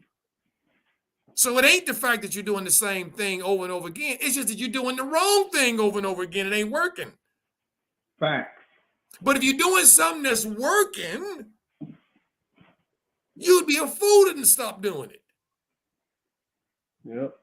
See, so this is the thing about this team is that they don't have a consistent way that they go about winning. It's a mixed bag every time out. So it leads to instability. It leads to up and down, not knowing what's going on. It leads to that because you don't have no stability. You ain't have no constants. What are your constants? You don't have none. Melo back in the game across the half court line, 60-70. Melo off to Terry on a curl. He throws it up to Plumlee, and Plumlee just dumbles it away. You took a timeout and you came out to throw a ball to Plumlee. Why is he in the game? Wow. Why is he in the game? Wow. Michael, you want to talk about wanting your team to lose. You want to talk about sabotaging your own team's success. Gosh, thank you. Sabotage. Holy freaking cow. Melo did it himself this time and threw it to PJ wide open in the corner, who knocked down a three to cut the lead to 63-70 with 6:51 to go in the third. I mean, we ain't into the fourth yet, so we still into some of that some of that proven time, some of that what we gonna do time. Look at that Melo's defense. Look at Melo's defense leads to almost a turnover. And Terry can't pick up the doggone ball. It's ridiculous, man. It's ridiculous. Oh, good googly Chinese goo. With Melo potentially being an all-star, that's going to be a real issue there. They, really, they should blow it up or get Melo out of there. Just send him on. Charlotte, you're not ready for this. You're just not ready. You're not ready for this kind of play. Just get rid of him. Get as much as you can. It's ridiculous, man. It's ridiculous. And it's hard to watch, Coach Joe, at times. Well, see, it's hard to watch. It is, my brother. But see, my brother, this is the thing that I'm trying to impress upon. Oh, Jayson Tatum all the way to the basket and missed a bunny. Boy, it's just crazy when that happens. Woo! Williams thought he was going to get another. Well, he's going to get another block on Lamelo. Melo was like, nope, I'm passing that along. Melo for three. Melo missed it. Oh, and he faked him thinking that he was going to throw it out, and he just went around and laid it in. 65-70. Melo gets a rebound and a basket. What, Melo got 20 now, right? Something like that, I think. Right now, this is what I was going to say, my brother. I wanted to say to you. Me and DJ talked about this before the season started. This team is about a 7 or 8 seed. This is what this team. I'm sorry, an 8th or 9th seed team. Yeah, they're not, but a little bit above 500. I agree. And the reason they are because the talent wise, and they don't have the infrastructure, meaning they don't have the players to support. As Melo knocks down a 3 to cut the lead to 2, 68-70. I like that he's 10 of 18 from the field. I like that he's just keeping being aggressive. That's what I like. Just keep shooting, Melo. I don't care what they say, who say. Nobody say, because the bottom line is when he gets to that skills thing. The rising challenge thing that he's going to do. When he gets there. And playing with better quality. Some of them sophomores are better than some of these dudes here. They go, oh my stars, what are you doing, Clumsley? Look like they playing football out there. What are they doing? When Melo gets a chance to really shine playing with people who have higher skill level, both basketball was. What a block by Miles. What a block by Miles. Woo! That's what I'm talking about, Miles. That two-hand block, we got to say, that block was amazing. Well, Miles got about 4 or 6 points, right?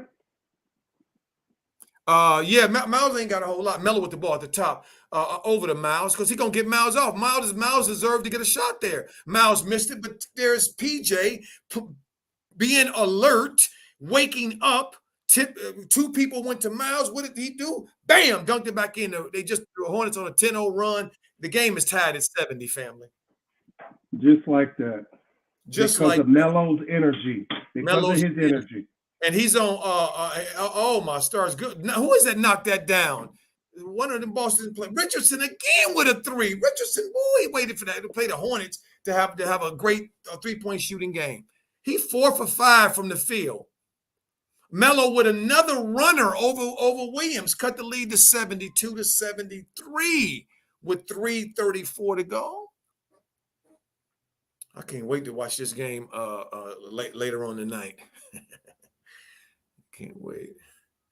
Well, I can really just concentrate on Melo. Oh, Jayson Tatum just big boy Miles straight to the basket for a layup for the Hornets. For Boston to extend their lead to 75-72 with 3:11 to go. Oh, Terry downhill over to Oubre. Oubre for 3 in the corner. Somebody closed the door. That ball went. Woo, he shot that. That wasn't even an air ball. That ball went over the rim on the other side. He shot it so hard. Oh, PJ. It's okay. I understand, PJ. Robert Williams with the Hornets. That's about all they had, family, was a 10-point rush. 72-77. Boston's up 5, and so now they fall a little bit back. See, this is when the coach is supposed to call a timeout. This is when you're supposed to call a timeout. When you see your team has been on just finished a big run, they cut the lead or tied the game, and you see the other team scoring some easy baskets, energy baskets. Your team is a little gas. This is when you call a timeout. Give them a break. Make a couple subs. See. What you see, my brother? Remember what I told you? I lost my remote. I haven't. Oh, I'm that's right. following You you. lost your remote. I'm so sorry, my brother. So small, you know. The remotes are very small for the Yes. Fire Stick. Suave, the smooth goat says, Scary Terry is hating on Lamelo like Borrego. The Pope said, I agree. Suave, my nephew said, that's what's happening when you let Melo take control. Exactly right. Mark Stanton said Richardson can't miss from three. Yeah, he hitting some big threes.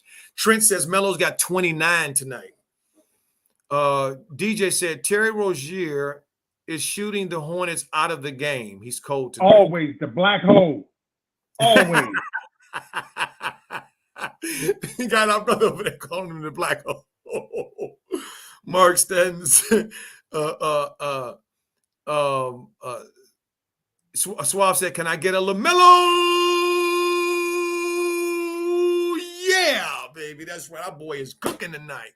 He ain't stuffing the sheet though, family. We wanted to see that 30-point. Who put that 30-point? I think Trent put that 30-point triple dub on up there. He probably gonna have 30, but he probably ain't gonna get the triple dub tonight. King C says, Trent, can I change my prediction? LOL. Lux North Scale says, DJ, Coach Joe, Aquarius 21. Peace, fellas. How you doing, that young G? Good to see you. Suave, nephew said, will LaMelo have 40 tonight? He might. He might. He looks like he's in that 40 mindset tonight. Like he's in. Like he realizes that tonight he has to score. And family, don't forget, Coach Borrego is not loving this. I don't think he's loving this. I feel like he's forced to play Melo. Is this a national televised game? No. Okay. Alan says Melo 42. He thinks Melo have 42 tonight. Okay. Nephew said he's gonna have 40. He might have 40 tonight. Yeah, he might. I mean, like I said, he looking to me like he's very aggressive. But right now he's out of the game. So if he's going to, he ain't gonna do it right now because Borrego got him sitting. Oh my goodness. He ain't got Terry sitting, who ain't shooting well. At 78 to 72, 6-point lead with 2:44 to go in the third. Hey, swinging Coach the ball. Martin dribbling around, trying to find something. Terry there found something. He's trying to get something. He's dribbling. And then what does he do? He turns the ball over. Throwing the ball.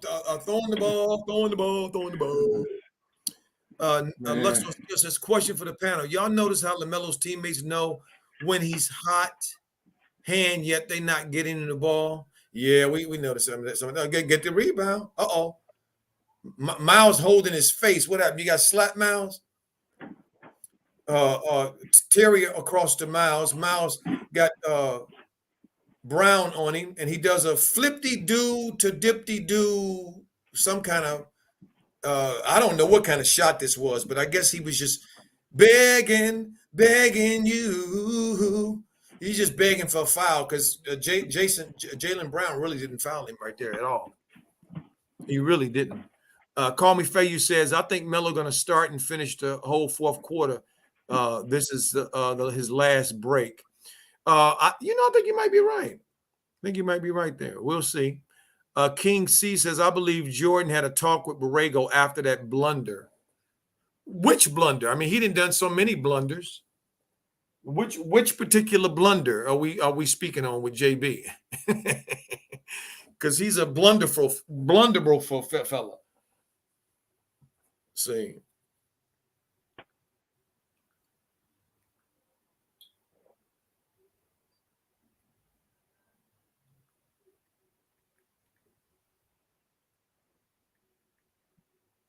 So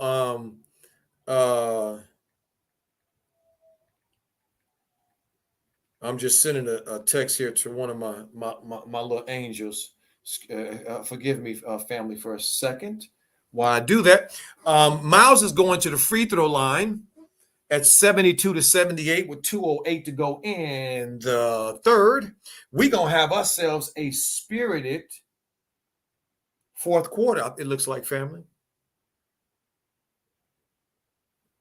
See, Melo's telling the referee that somebody threw an elbow and hit him in his mouth.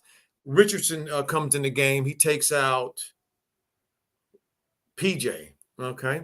Miles makes 1 of 2 at 73-78. But what I was saying to you, my brother, is that me and DJ talked about where this team was going to be. Okay, and where we thought they were going to be, 8 or 9, because they don't have what they need to have the kind of consistency they need to be the kind of team that Miles going to the back. He's probably going to need stitches or something, and he ain't happy either. I see a lot of selfishness. I see a lot of bad coaching. But this is what you have when you have guys who don't have established roles. Yeah. Boston just went up 81-74 with 1:43 to go. Cody Martin dribbling the ball around. There's Oubre at the top with Jaylen Brown on him. He pulls up for 3. Iron unkind. Robert Williams from Boston with the rebound. The German comes back across taking it to the basket downhill, and he comes up short.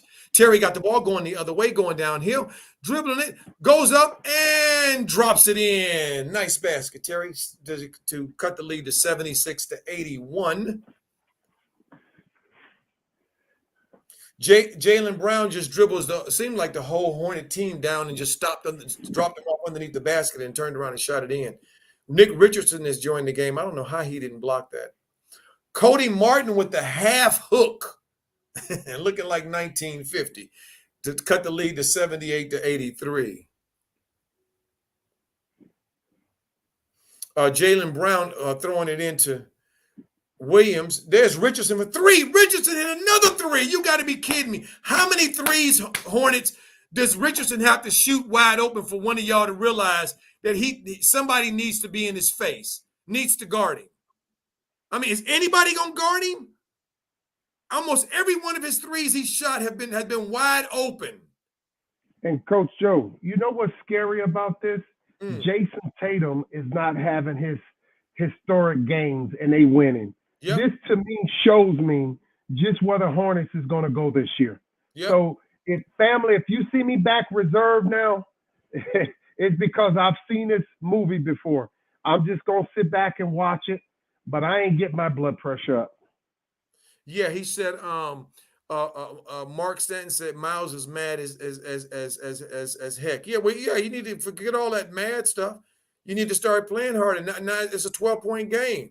I mean, a 8-point game. Getting ready to go back to 10. And is Melo still on the bench? Yeah, he's still on the bench. Like he's been playing. Jaylen Brown just knocked down a mid-range, 78-88.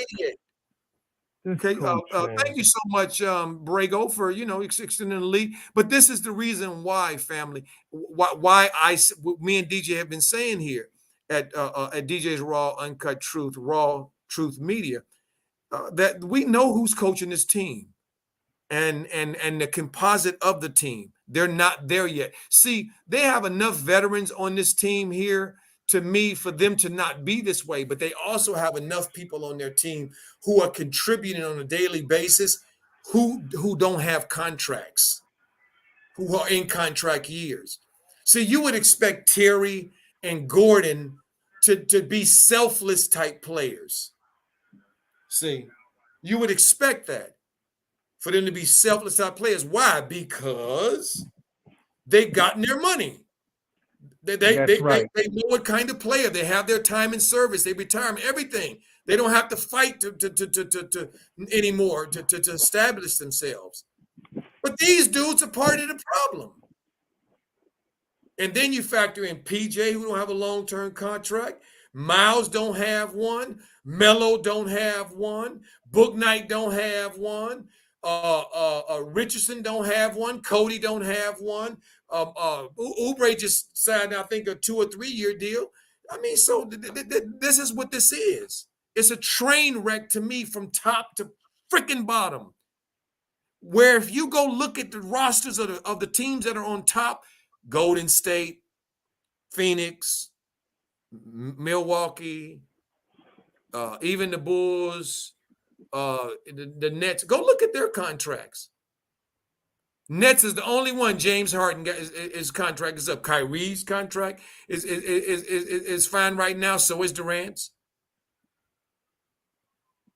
See, so this is nothing but the Lord of the Flies.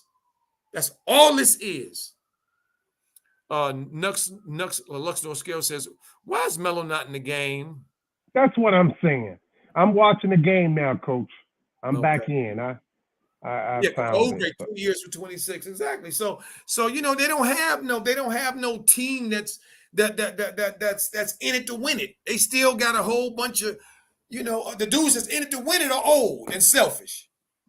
And let me add this, Coach. Let me add this, family.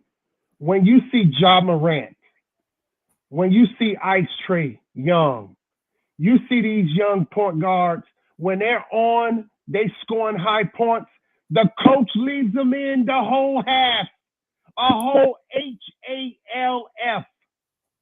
This damn coach gonna sit a 20-year-old kid on the bench like he's been playing 15 years.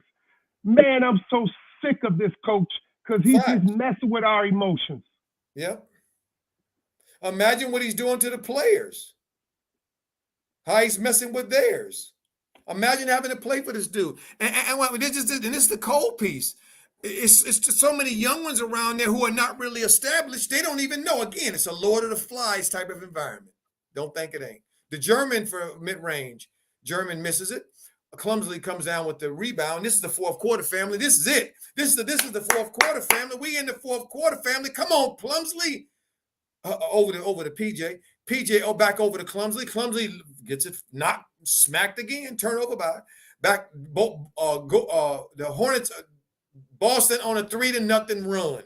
Fast break to extend their lead back to 10. Boston's got 34 points from their bench. The Hornets have 14 from theirs. So we clearly see what's going on in terms of why this lead is kind of where it is. Oubre just hits a 3. Iron is coming to cut the lead to 8. Let's see if the Hornets can get a stop.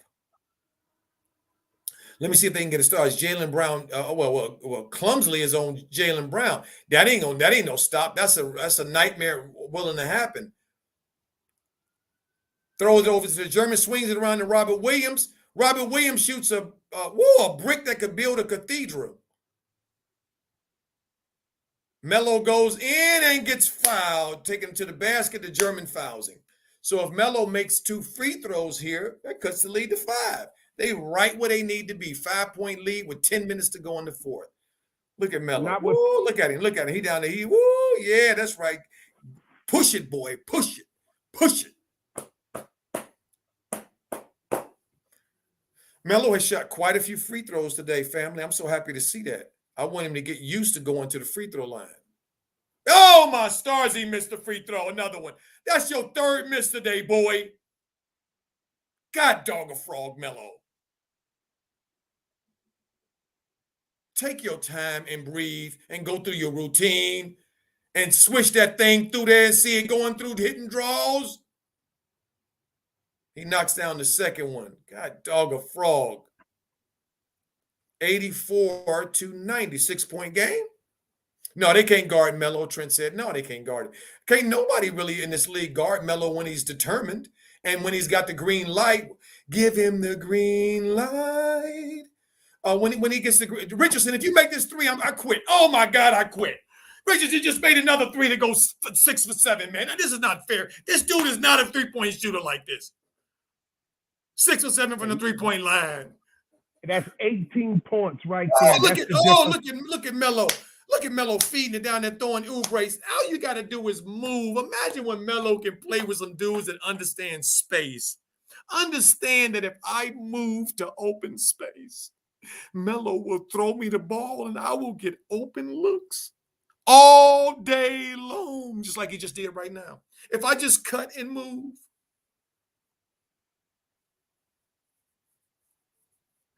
See? Why don't he take his time and shoot his free throw? That is ridiculous, Melo. You just left 3 points. He's under pressure. Left 3 points. Yeah. He under pressure. He under pressure. He feeling like, he feeling they ain't joining him. Who gonna join him? Oubre knocks down. Another 3? To cut the lead to 86-93. They need a stop right here. Let's see if they're gonna get a stop. Let's see if they can get somebody to stay close to Richardson on this play as the German drives around. Look at Melo in there. Get the rebound, Oubre. Good rebound. Williams misses. Oubre's dribbling downhill. Oubre's going, oh my stars. Oh my stars. Look at him. He looks like a bull in a china shop. Instead of letting Melo let him get the ball and let him get the shot. Okay, because Melo will get you the shot, Oubre, where it's wide open. He tried to make it himself, and what did he do? Turn it over.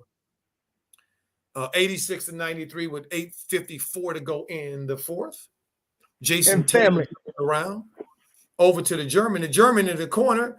They get it. Robert Williams tips out another rebound and then knocks down a 3-wide. Oubre, PJ just standing around looking. The god dang old Celtics got 30 freaking assists tonight. And Coach, they say Miles Bridges have a lacerated lip, man. He's not coming back. See? I told you he's going to probably need stitches. Yeah, I'm watching it now. And by the way, Oubre, man, you wrong for that. You're wrong for that, man. I don't understand why this coach say one man sets the offense. If he's on the floor, give the ball to Meloverse. I don't get it, man. These Celtics gonna win this game tonight, family. They gonna win. Melo for 3, cutting the lead to 5 with 8:18 to go. Melo gonna have 50 tonight. He got 33 on 12 or 20 from the field. He should have 36. Missing them damn free throws. Yeah. Oh, come on, clumsily. Oh, nice defense, Oubre. They need to get a stop right here. Jayson Tatum is trying to go to work. He turns the ball over. What'd they call?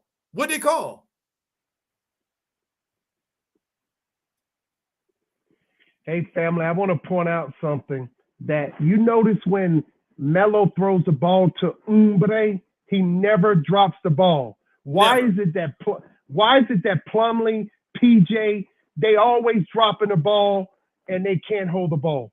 It's something about these, and Rozier sometimes. So look at Melo out there dancing. He out there dancing. Gave clumsy Butler service. And again, the broken clock theory. He drops it in, family. To cut the lead to 91 to 96. A 5-point game. Look at him. Look at clumsy. Oh my stars. He drew 3 Celtics and gave him the ball right there. And it just can't be no easier than this. Mason Plumlee is the worst free throw shooter in the NBA, family, at 33% from the free throw line.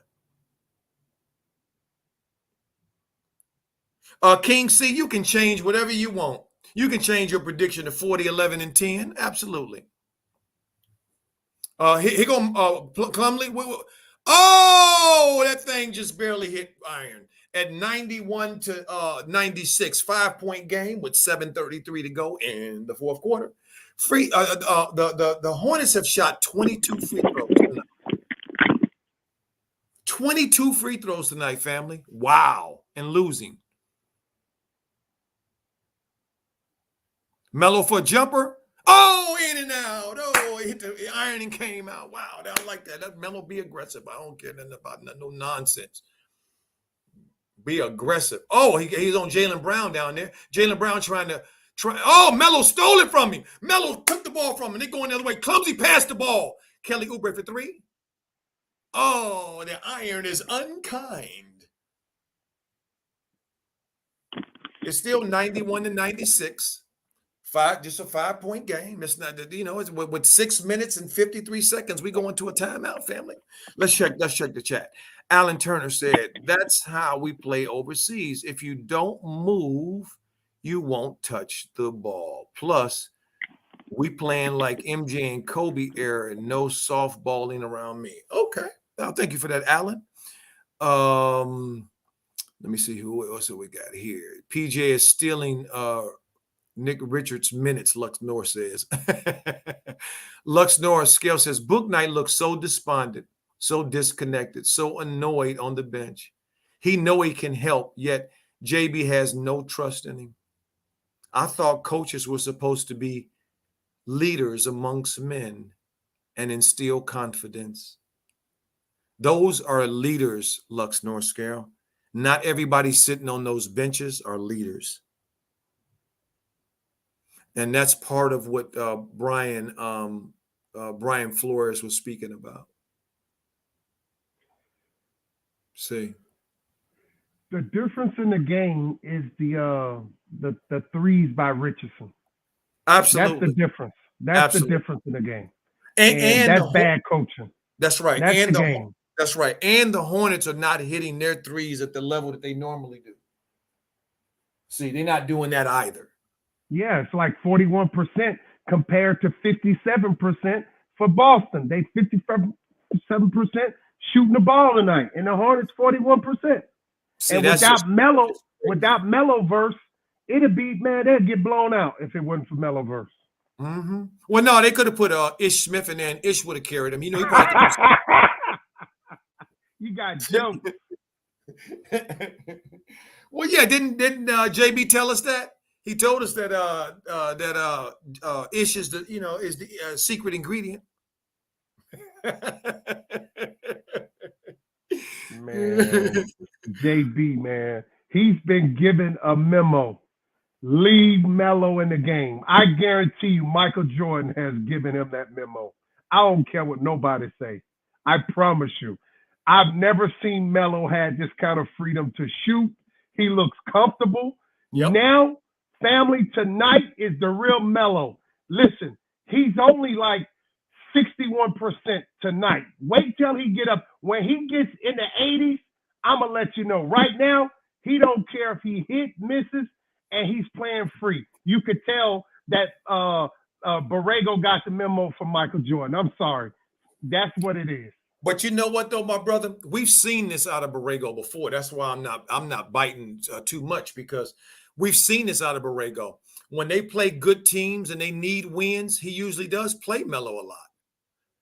Coach See, Joe. it's when he doesn't think he needs Melo. And when he jerks him around. Coach Joe, mm-hmm. you are the master basketball teacher. Listen to me.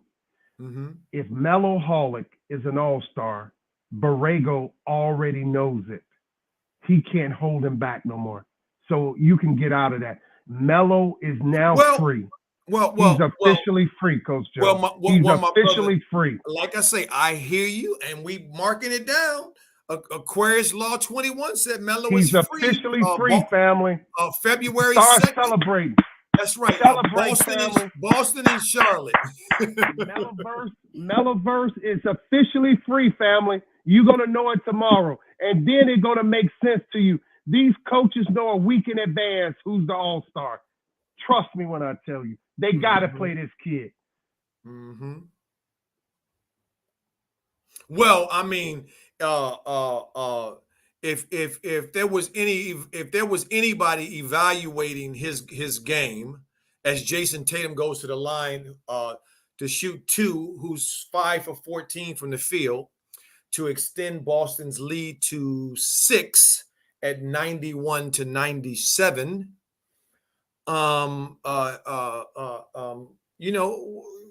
We gonna see, because I said here, and I'm with you on this, my brother, 100%, that once Melo makes the All-Star team, then JB's officially on the clock.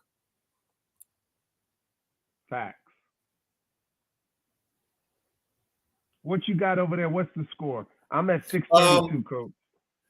Melo just passed off to I just had a spaced out for a second, family. Sorry, 98-91, 7-point game. Jayson Tatum's going to the basket, and he drops one little teardrop in to extend Boston's lead to 9, 91-100 with 5:52 to go, and yeah, they lost. JD calls a timeout.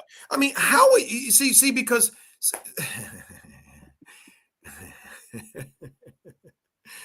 this is what I'm most happy about tonight, family, is that Melo, because this is Boston and because of the Boston market and because of what kind of franchise Boston is, Melo's game won't go unnoticed tonight.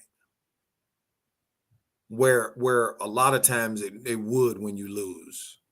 If they lose this game, when you lose and have a high scoring, when you're high scoring. So when they start showing the when you don't win and they start showing your production, what you did, that means you've officially arrived on the NBA scene to them.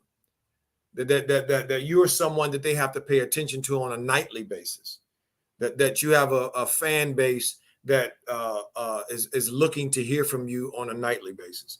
King C says, Coach, did you forget the game that made MJ so pissed Borrego walked off? I'm not. That was that Laker game. No, I haven't forgotten it. I just have seen too many stops and starts, King C, with this guy.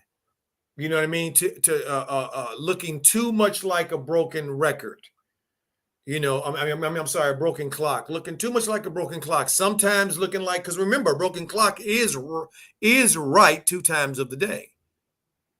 So the couple of times that Borrego is right, to me that doesn't mean much, but to him and the people who apparently he answers to, they say he's doing a great job.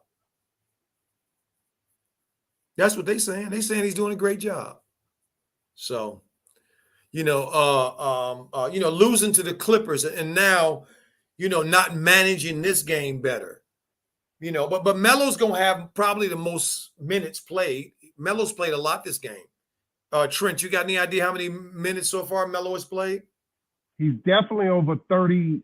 He's definitely over 35 or 33, 34 minutes. He's definitely close to 35 minutes. I know that for a fact. Yeah, I would not be surprised to see that Melo has played the most minutes. Yep, I think he has. And if Melo can anticipate playing these kinds of minutes, he knows in his head going into every game, he's going. This is pretty much what it's going to be like. Then he will adjust his game, his scoring, his passing, his rebounding, all of that.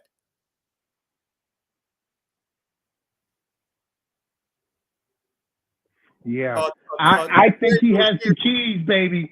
I think he has the keys. Terry Rozier with the miss around to Oubre. Oubre driving it in, tries to dump it down to Clumsily and turns it over. Oh, Terry steals it back. What they call a foul? Oh, how did who? Oh my stars! That's reaching there. That's reaching there. Who was the foul on? You mean they called a foul on Boston and stopped that fast break? What the heck is going on here? Terry stole the ball. Okay, whatever. Okay.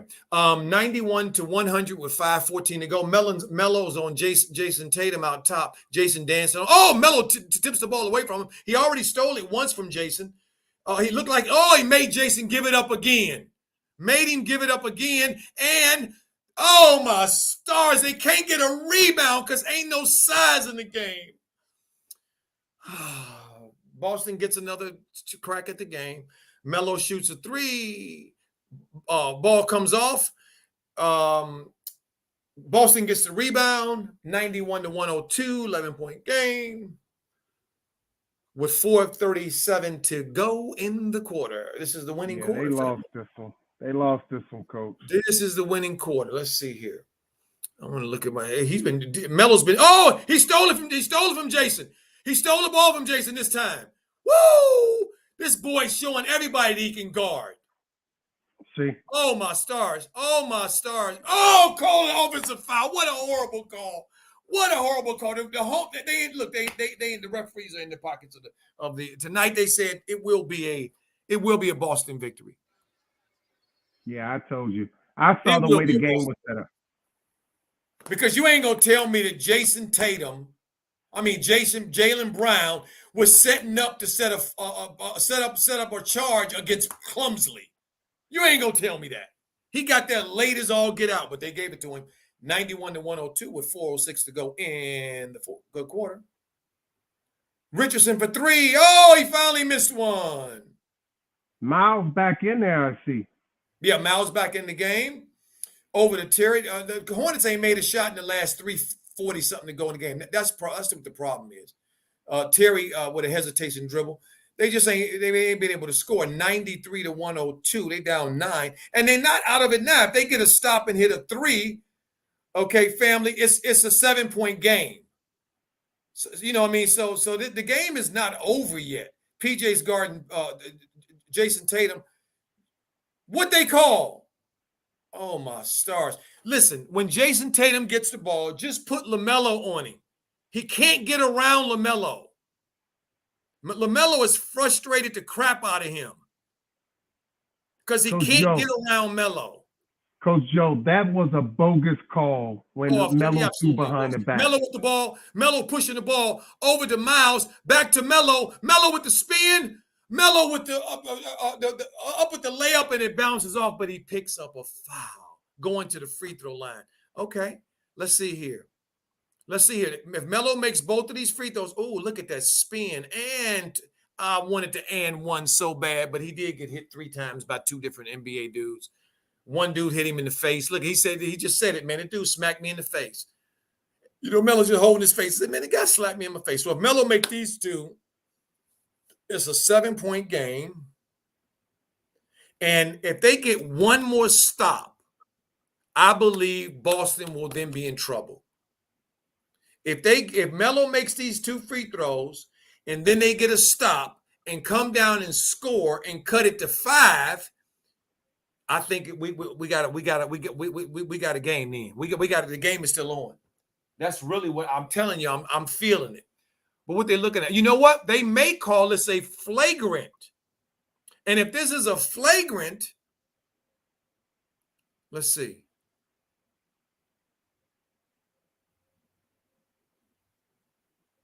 Oh, he's saying where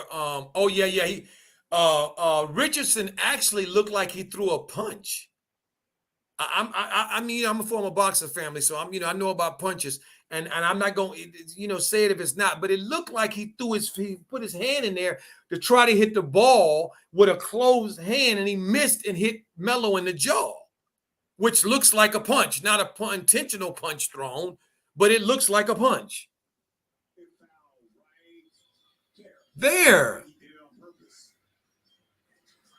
You know what? I don't know if he did it on purpose, family. So what they said he initiated the contact. Okay, so it's just 2 free throws and it's not a flagrant. Is it a common?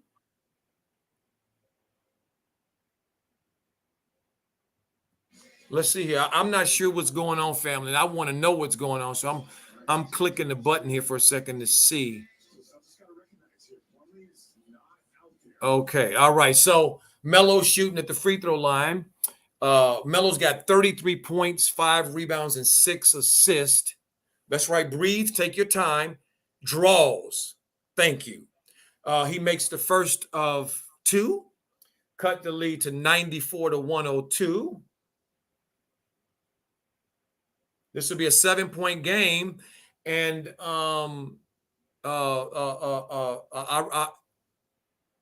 He knocked down the second. The net didn't even move. That's what I'm talking about. That's ice cold. That's ice Oh, right there, wow. family. That's I ice. think Richards really did hit him in the face. He did. He punched him. He What punched did him. they call? What did they call? They just called a foul on Terry Rozier. Look at him. Look at it. Fouling Richardson because he's late on the back door, and then reached. And instead of Max said he has a career high 36. I think his career high is 36. See, look, family. Melo has shown tonight to me why Book Night should be in this game. Exactly. Just like Nephew been saying. Book Night should be in this game. Why? Because Book Night is young, he's quick, he's got long arms. And the referees are not really calling those ticky-tack things right now. Bad coaching, man. Berate. Oh, my goodness. See, not really calling that right now. And if Boston beats Charlotte will then have 24 losses. One loss, they would drop into the 8th spot, right above the 9th spot where Boston right now is currently holding at 27 and 15. Boston will go to 28 and 27. They'll go to one loss above them. See, so they fighting. This is a fight. See, nobody else came to play, man. I'm seeing the Hornets failing to hit the tray ball. The tray ball lack of success tonight is the difference in the game. This kid Richardson, basically number 8, hit all those threes. That is where the real problem is, because Jayson Tatum and the other Jayson, they have not came to play tonight. Okay, so okay, he missed the first of 2. Okay, 95-102. He missed the first of 2. Who Don't missed? matter if he make this one. If the Hornets can make 2, he made 1. Okay, so here's Melo back across the half court line with 3:02 to go. Over to Terry. Terry for 3. Terry knocks down the 3. Family, 98-103. 5-point game, family. Jayson Tatum brings the ball up the court. Jayson Tatum is dribbling. He don't want Melo on him. Don't switch to Melo. Oh, yeah, he switched to Melo. Jason Richardson for a basket. Jason missed it. Terry with the rebound. 2:38 to go. 98-103. Terry's dribbling the ball up top. Terry's trying to go around the big guy. Williams is guarding him. Got him up top there. This is a huge basket right here. Terry for a long 3, and he missed it. 98-103, 2:17 to go. Still ain't over yet. They can get a stop here. Oh, Melo with the steal. Oh, guess what? I think he called a foul on Melo. Melo might be going to the free throw line.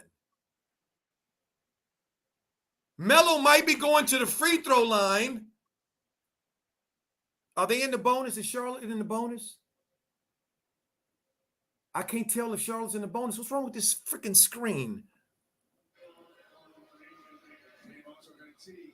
Oh, and he got a technical. Jayson got a technical too for throwing the talcum powder down on the ground. So Melo, oh, here go Melo shoot. Family, they could be within 2 when this is over with. Melo hit the free throw. 99-103.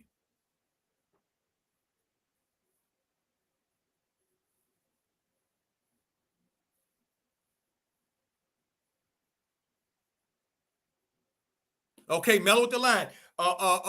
Melo shooting 2, family. 99-103. Ah, woo! It bounced in. Come on, Melo. Don't be bouncing the balls, man. Hit draws. Let's go. No bouncing of the ball, man. This thing's supposed to swish in. You breathe, go through your thing, and swish it. Bang, bang. Yes. 101-103. They down 2 with 2:10 to go. Woo! Jayson Tatum with the ball across the timeline, across the half-court line, around to Jayson Tatum. Terry's guarding him. Over to Big Williams. Oh, yeah, okay. Melo's over here guarding Richardson. They back off to Tatum. There's Terry on Tatum. Oh, Jason Brown. Jaylen Brown with the mid-range. He knocks it down the mid-range. Bang, bang. To go up by 4 with 1:03 to go. 1:47 to go in the fourth. Stop talking to him, Borrego, and let him play. Terry, where are you going? Terry, where are you going? Terry's in the corner and Melo is driving and he moves. Why are you moving, Terry? God, dog, this dude don't understand nothing. And instead of Book Night in there guarding Jaylen Brown, has some more speed. Melo about across the timeline, 101 with the 105 over to PJ. PJ for 3. PJ knocks it down. 103, 104, 105, family. With 124 to go, Hornets are down 1. Let's go, Meloholics. Let's go, Meloholics. We see you. Come on, Melo. You be big. Don't worry about the win. You just be big. I hope that they're not in the bonus. Oubre. Boston better not be in the bonus with this stupid foul. I know you didn't do this stupid foul.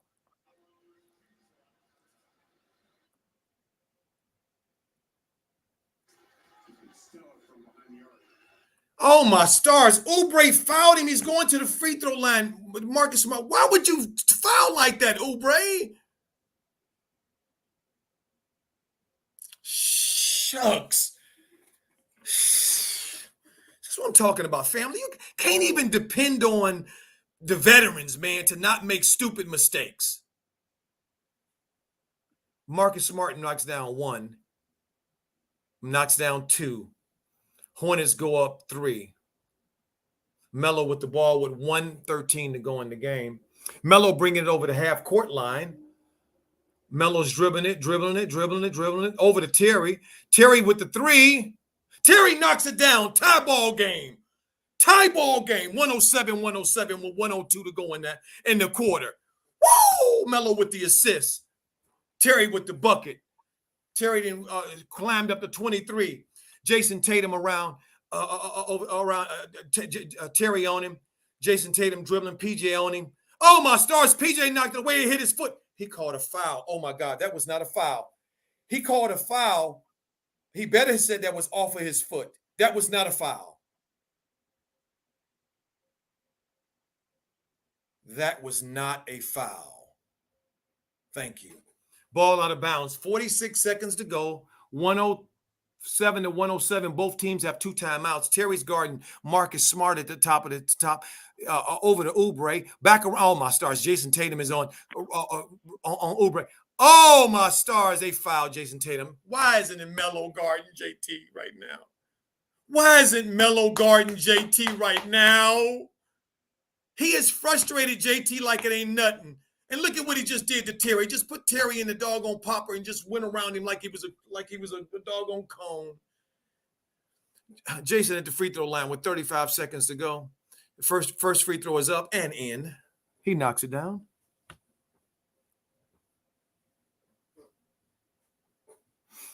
Uh, 107 to 108. 35 seconds to go. The free throw is up. And it's good. I think they're going to call a timeout here. Borrego probably. Yep, and he is. We got a timeout on the floor. 107 to 109. And this is the thing that's going to make me mad. And it's already doing it. The dude that's got the most points and been the most hot, where is he at right now, Melo? Okay, this is what JB wants, to turn Melo into a facilitator in the fourth quarter. Okay, I don't want to see Melo being those facilitator in the fourth quarter. I want to see him making the right plays. And he has already shown that they can't stop him from getting to the basket.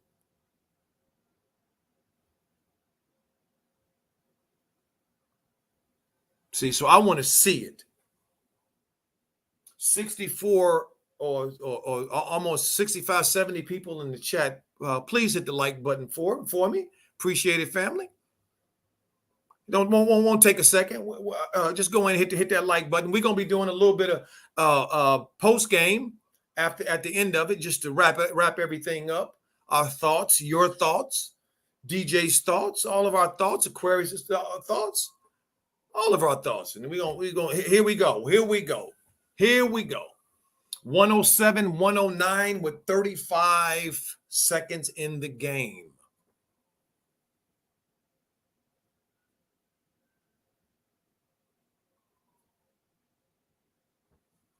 Here we go. And this is what I called, fam. Didn't I say we could do this, family? I called it out, didn't I, family? I called it out. I said they do that, and there it is. Ball in the Melo. 34 seconds to go. Melo dribbling up top. Jaylen Brown on him. Melo over here. Throw it over to PJ. PJ gets his shot blocked gets it by the center. Oh, my stars. Oh, my stars.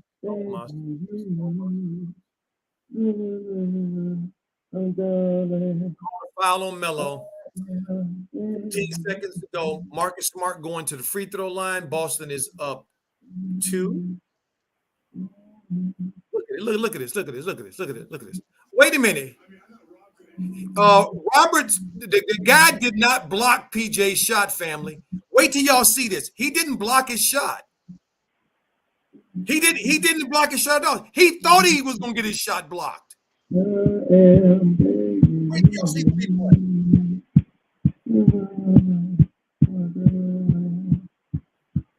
Marcus Smart for 2. He knocked down both. Bang, bang. Boston takes a 4-point lead with 15.6 seconds to go. The only thing that the Hornets can hope for now is a 4-point play. And I don't think that Boston on the strength is that dumb. Wait a minute, did he block it? Oh, no, he did block it. He did block it. Wow. Nice play, Borrego. Good play.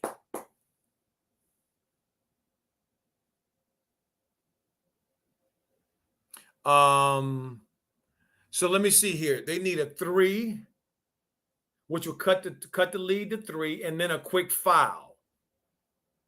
If they can get a quick 3 or a quick 2, if they can get an uncontested 2, maybe about 2 or 3 seconds go off the clock, then play good defense and then foul, then the Boston players have to come to the line and then make 2 free throws to take it back to 4. See, so they can cut the lead to 2 here and force Boston to foul. I mean, to shoot free throws. Terry gonna inbound the ball, so I think they're going into Melo. Coach Joe. Here it is in the Melo. Hold on. Melo for 3. What did he call? They called nothing. Jaylen Brown. Melo missed it. He said Jaylen Brown fouled him. I don't know if he did or not, but it looked like he did. But of course, he ain't gonna get it. So no timeout. Nope.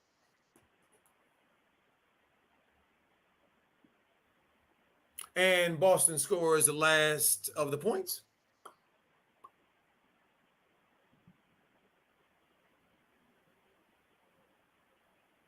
The final is over. Boston wins, walks away with a 113-107 win.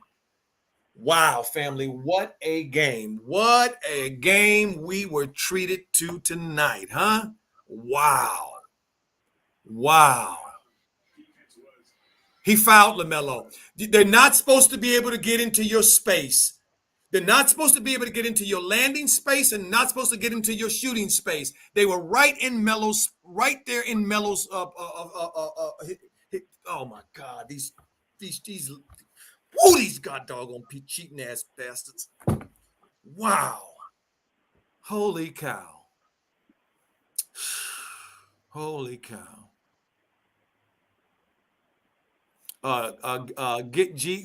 Get Doe says Hornets make me lose money, bro. I'm sorry to hear that, my brother. I'm sorry to hear that. Wow. So there it is, family. There it is. The Hornets found a way to lose this one. They tried to fight back. It was a valiant fight. But when you don't have your best player and the one who gives you the most options, then your options are going to be limited, and their options were limited tonight. Their options were limited tonight. Alan, good night, Alan. Thank you for Alan staying up. Alan over there on the other side of the world. He said, okay, 4 a.m., good night or morning. Take care, everyone. Thank you so much, Alan, for being here. Appreciate you, my brother. Max said that Melo had 38, 9, and 5. Rashid Sleepy said he hooked his hand. He made contact with Melo. He clearly made contact with Melo. I saw it.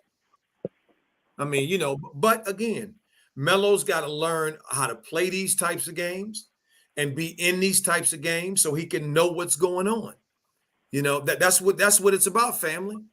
You can't know what's going on if you don't have the experience. You have to have the experience to know what's going on.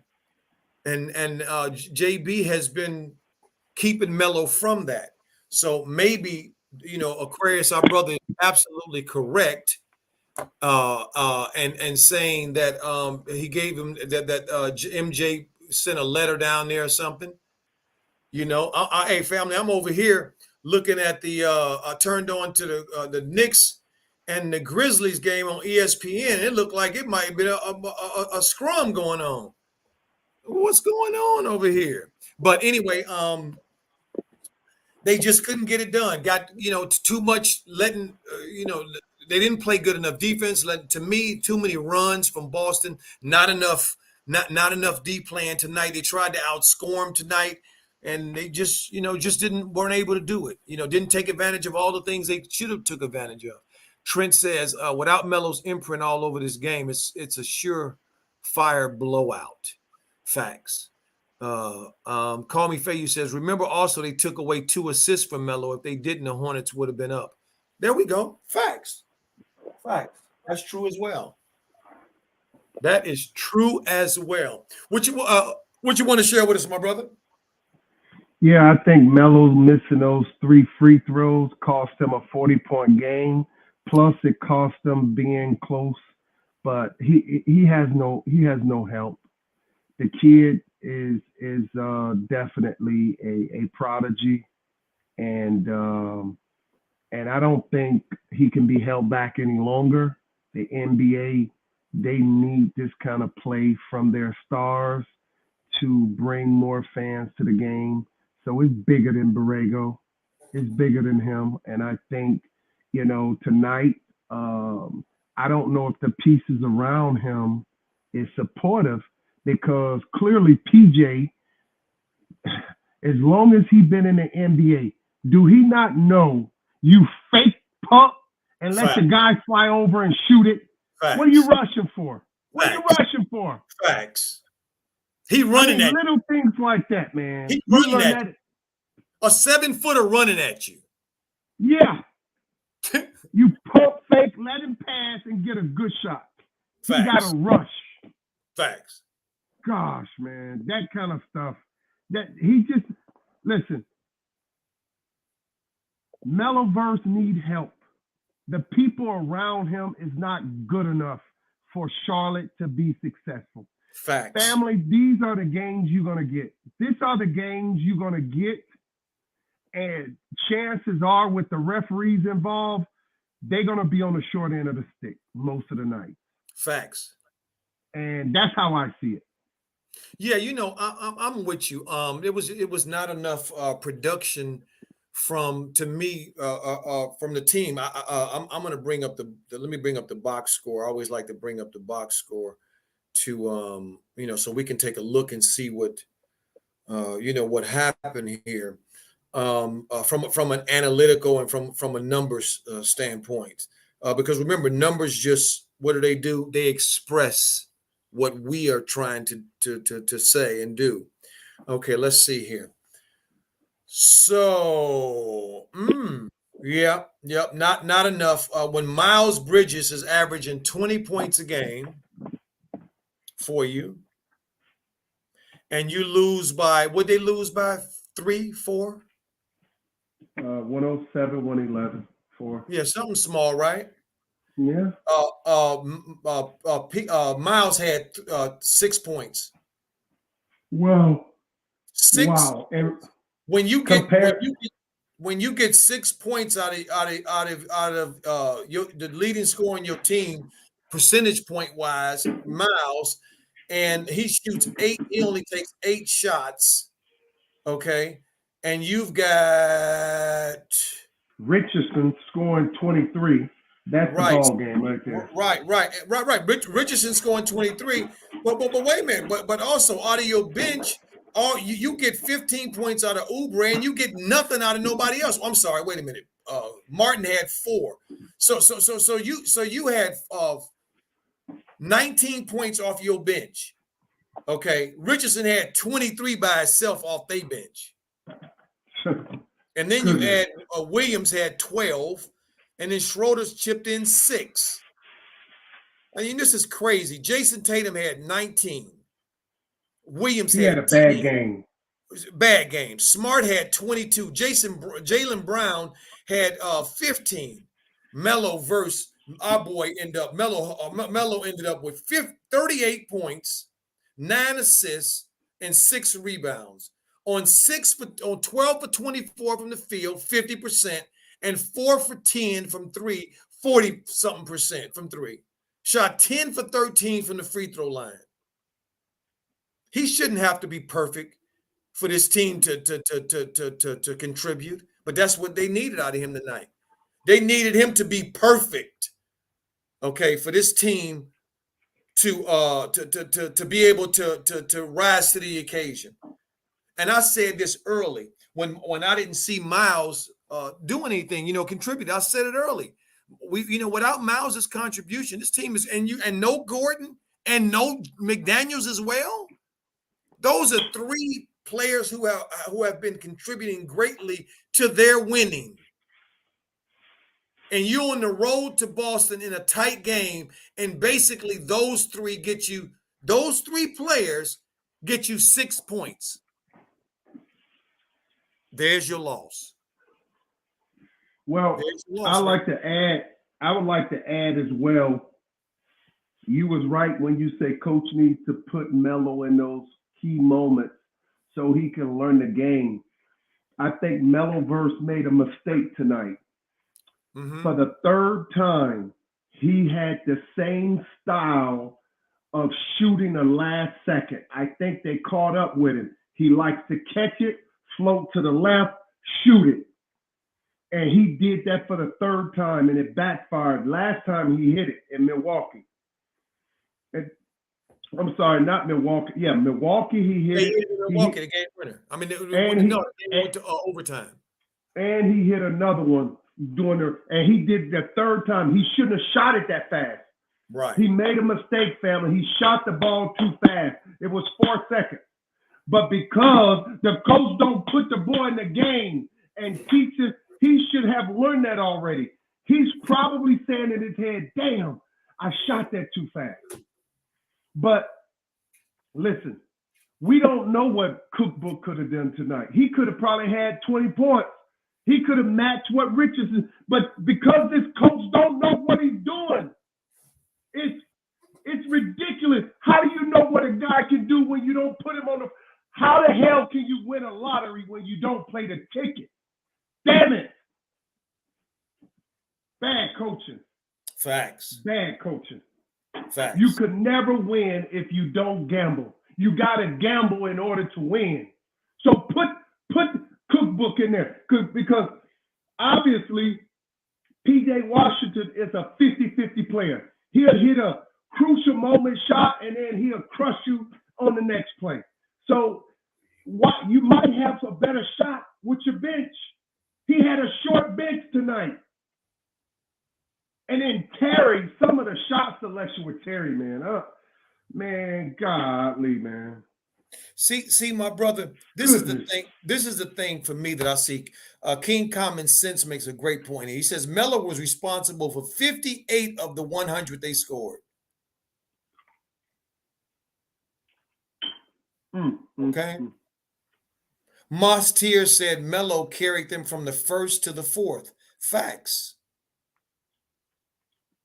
North Scale says Melo's last official shot outside his free throws was at 4:47 mark. Facts. MT Gaming says should have took Terry out for defense. He broke off 3 times in a row. Take Melo out all the time. Facts. Facts. Facts. See, but I'm going to tell you why he didn't do that. The reason he didn't do that is because he was scared. He's scared to do that. He's scared to piss Terry off like that.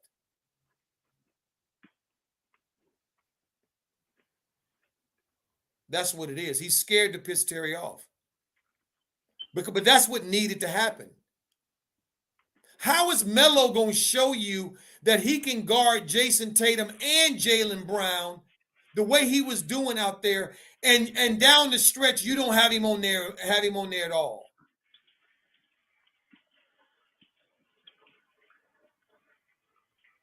This coach, It's crazy, man. It's crazy to me.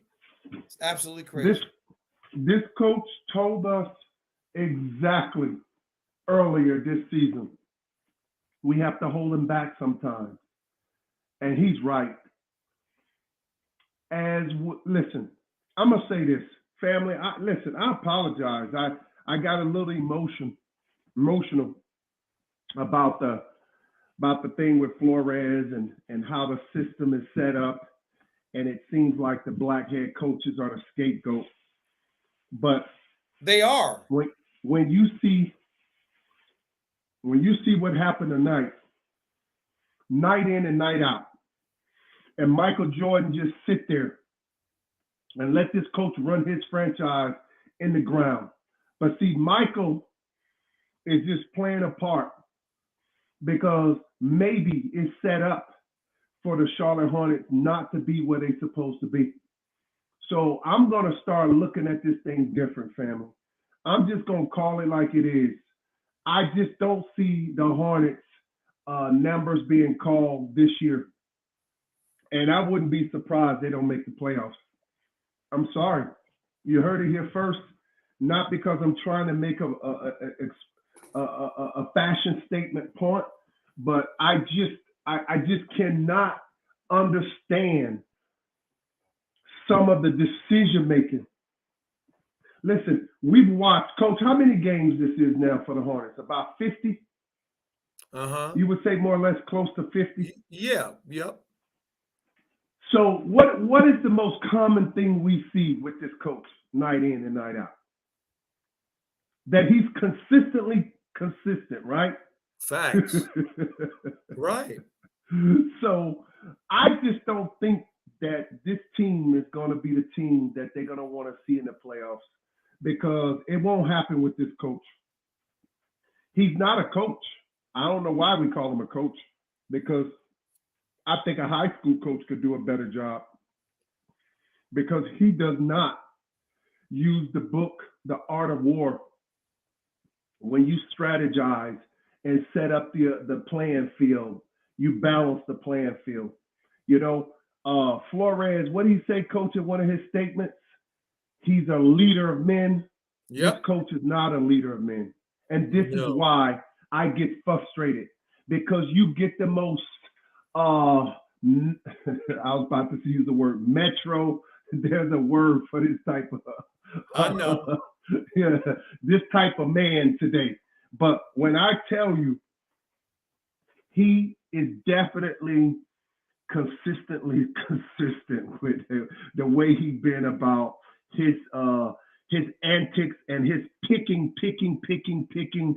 you know, like, Coach, what do you call him when he always picking and nicking, you know, on the sidelines, you know, calling timeout. Trying to micromanage. That's the word, Coach. There you go. Pick it up from there, Coach. Micromanagement. Facts. See. He's like the dude. He's like the dude when you barbecuing. He always standing around looking, trying to tell you how to do it better, and he ain't never showed you he could do nothing except mess him up. Mm-hmm. See, See, so, you know, for myself, family, this is where this thing, I'm gonna close out my mellow talk here, with saying this. I'm happy as a mellowholic that my boy got off tonight. Our boy got off tonight. He shot great percentages tonight. He had a great floor game tonight. He kept his team in the game, and unbeknownst to him, his coach screwed it up. So his coach screwed it up. Whatever. I ain't got nothing to do with that. So I'm just happy our boy did his thing, and now the NBA is waking up to this dude's deficiencies, because now Melo's being let off the reservation. And once he get out there with the rest of the dudes, boy, and he start playing, and everybody around go see Melo's talents and his gifts when he get it with them rising stars. And if they pick him like they supposed to for the All-Star, he's a first-time All-Star. You all gonna see it's gonna be over for show then. So speak on that, Coach. Speak on that. They lost this game. Losses are always on coaches. Because coaches can't make baskets, but they can certainly prevent you from scoring baskets and knowing how to deal with the other team. So he gets the big L for tonight. And King say all that talent. He said all that talent around this coach, and he knows absolutely nothing how to use his players. You're right, King C. Joey said Flores is way more qualified. It said I wanted him as our Giants coach. Oh, absolutely. I can understand. He's from there as well. So I'm sure that would have been something that he would enjoy as well, coming from New York, growing up in New York. This is the thing that really got me, my family. We just finished seeing John Gruden not that long ago. We ain't talking no ancient history. Just have to being forced to resign for being a racist and a misogynist and a homophobe. Okay, the Raiders just showed him the door because they found emails that were turned over of him saying all kinds of racist and horrible things about our tribe of people, our family.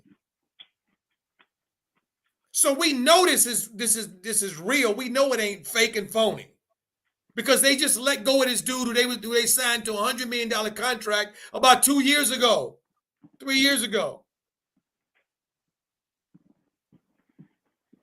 See, so then he brings this out. I have never seen the dude sitting at the table at ESPN telling some of the things that's going on with two attorneys. Kaepernick, I didn't see him have two attorneys when he was doing these shows. See.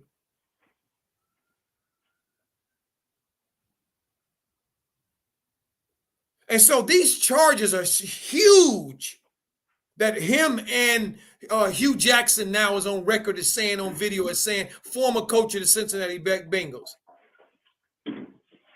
saying that this happened to him as well. The pressure on these black coaches to tank games and then fire them because they lose.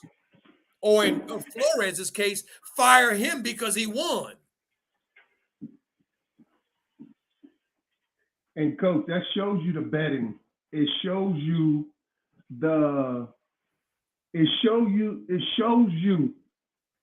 that they reflect one face in the public and they have another face in private. Facts. And I'm gonna tell you right now, this will be the first Super Bowl I won't watch, because I know for a fact that a team finished dead last in a division don't go to a Super Bowl like that. It ain't got nothing to do with talent.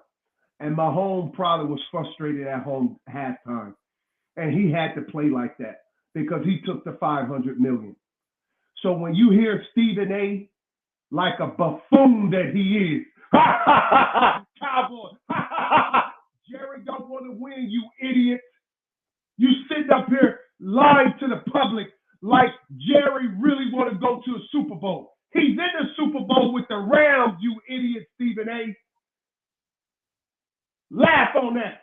He's making more money because the Rams in there. He's happy. Maybe the Cowboys fans not happy, but Jerry's happy. Listen, family, these vile men, they wicked.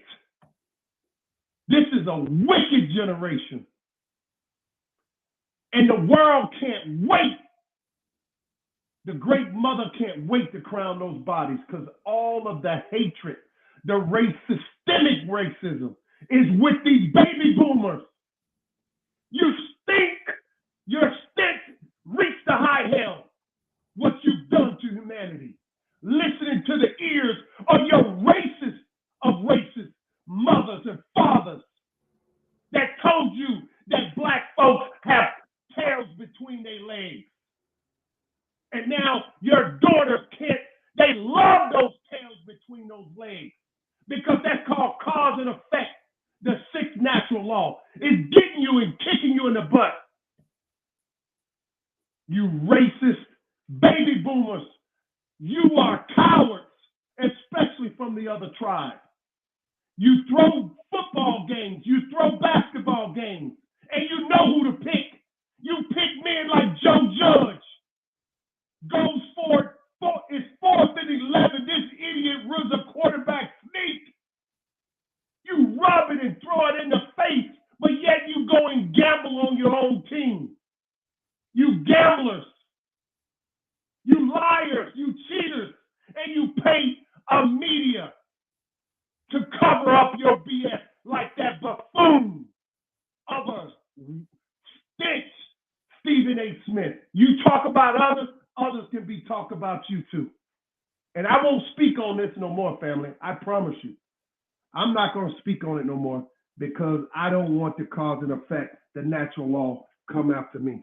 But the truth is, these are some wicked baby boomers. And I can't wait till they leave here because their kids and their grandkids are a lot better than them. These men, they cheat, they lie, they steal. They can't even be faithful to their own wives. They can't be faithful to their own fan base.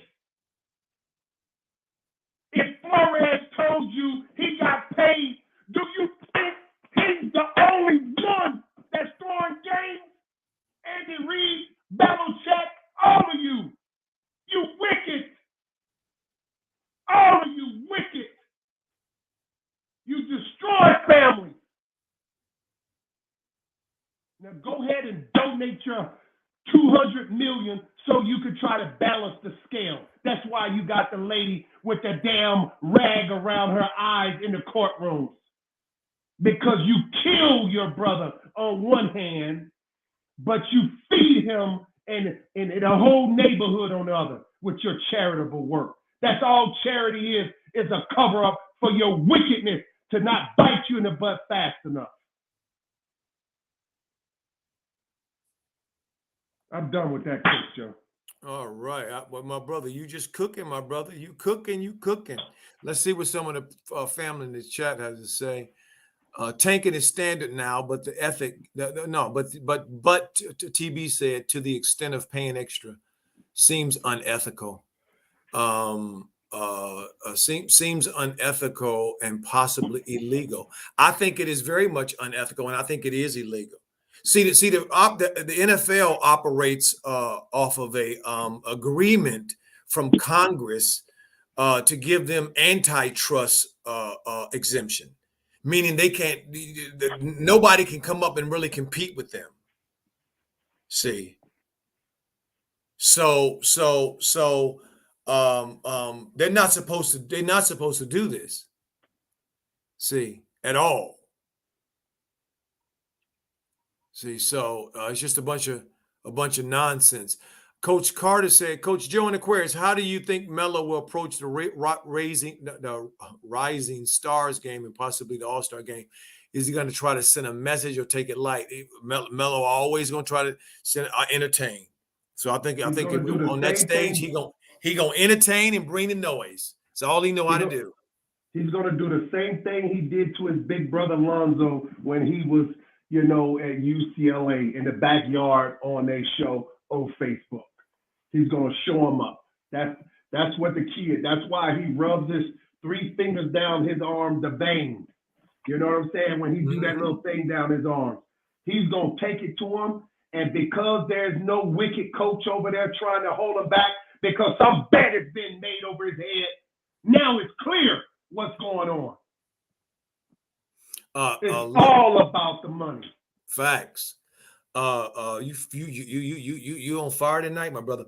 Lux North Scale says, just to add on, there's a book by Dan E. Muldra wrote over 32 years ago about the NFL called Interference: How Organized Crime Influenced Professional Football. He exposed how the NFL is rigged and fake.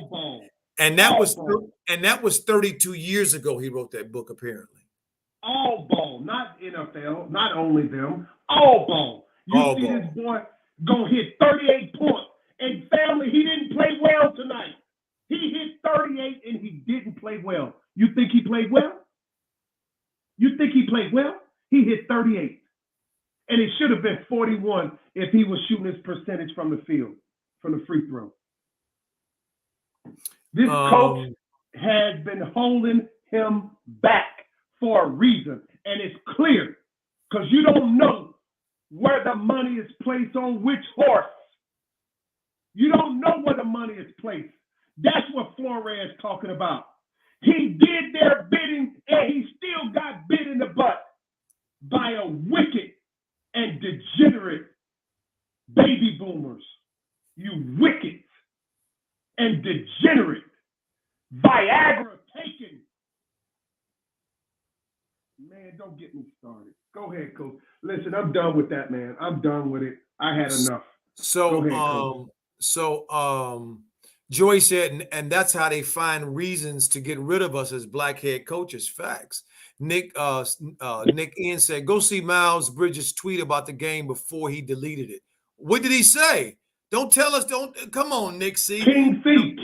Go find out, King C. No, Nick Ian. Don't come in the house and try to tell us that there's tea to spill and you don't bring none. You just tell us it's somebody. Come in and tell us what he said. You know we on right. We're in the family over here. So come on, Nick. Lawson Farrell said facts. Thunders, he said Melo will cook in the Rising Stars game. Facts. TB said might as well call it the WWEFL. It is, family. In NBA as well. That's your Borrego. Now you see why Borrego do what he does. Facts. King C says, let me put my other glasses on. King C says, we celebrate Black History Month, which is good, but now it's time to celebrate Black Empowerment Month, where we support all things Black, including putting down that gun and forgive your brother. Facts, King C. Malcolm X spoke about that a long time ago, before he left this planet. He predicted that this time was coming, and it's coming. It's coming. Lamelo going to Jonathan Williams said Lamelo's going to provide an audition. Yes, indeed. Coach Carter said Aquarius preaching, appreciate the truth you spread. Facts. Nick C said it should never take a doctor a quarter and a half to put 2 stitches in cheating Miles Bridges. Oh, foul. That's horrible. That's horrible. You're right. I agree with you. Call me Faye. You said, Coach Joe, you should see Miles' tweet. Oh my God. Okay, yeah. I think he just said it. TB says, wasn't McVay's father on that group email? I don't know. Was he McVay? I mean, was he my brother? Who's that? TB says, wasn't McVay's father on that Gruden group email? Well, remember, McVay is an understudy of Gruden. Everything Gruden is, McVay is. He used to be his. They call it piss boy, do boy. That's how McVay came up. But people don't realize McVay's grandfather is a pioneer of the NFL, so they keep in that bloodline, and he was chosen to be there. That's why they would give him his best friend, Zach Taylor, that will throw this game for McVay to win his first Super Bowl and give a sorry-ass quarterback from Detroit that never won anything, and now all of a sudden he's that great. Family, don't believe the hype. Don't believe the hype. Facts. Keep the fire coming, my brother. Let it illuminate the dark. Illuminate the dark, because some of us don't understand. I was born in the dark. It's not just a place that I know about. It's a place that I embrace. I ain't scared of the dark. See, that's how you know what they doing when you've been in the dark with them. See, that's right. I've been down in the dark with them. I know what they're doing. That's right, Coach. Thank you for the laughter, man. Yes, Marco Nuri says, Lux, you're right. He's trying to prove Melo can't win as a top scorer. A few teammates are helping JB prove it, though. They can run like horses for Melo, but they don't. Miles, a little salty. IMO. I hear you, Marco. TB said, old media going on code during the Super Bowl week. Oh, without a doubt. MTN Gaming says, somebody tell him to calm down. No. We got to speak that truth. Some truth. See, my brother, some truth we got to speak, especially when they start talking to us like we are 3/5 of a human being, which is what they put in those negotiations a long time ago, saying that we should only be counted as 3/5 of a human. See, when a coach who played in the league and a coach who has had success in the league off the jump is told that his lawsuit is without merit, reeks to me of what they said a long time ago, that we only 3/5 of a human being. We ain't even a whole human being. And family. It raises that dragon in me. And I ain't going to put up with it on no level. I'm going to call it out for what it is. It's a lie. Somebody told a lie. It's a lie. And that tells you that the Miami Dolphins and Stephen Ross does not want to win. So all you Miami Dolphins fans out there, you just got the truth. Facts. If you sit there and think your team is losing, why did you think Dak Prescott told Tom Brady he'll see him in the playoffs? Because he know his team was good, but he forgot the man who writes the checks decides if they go or not.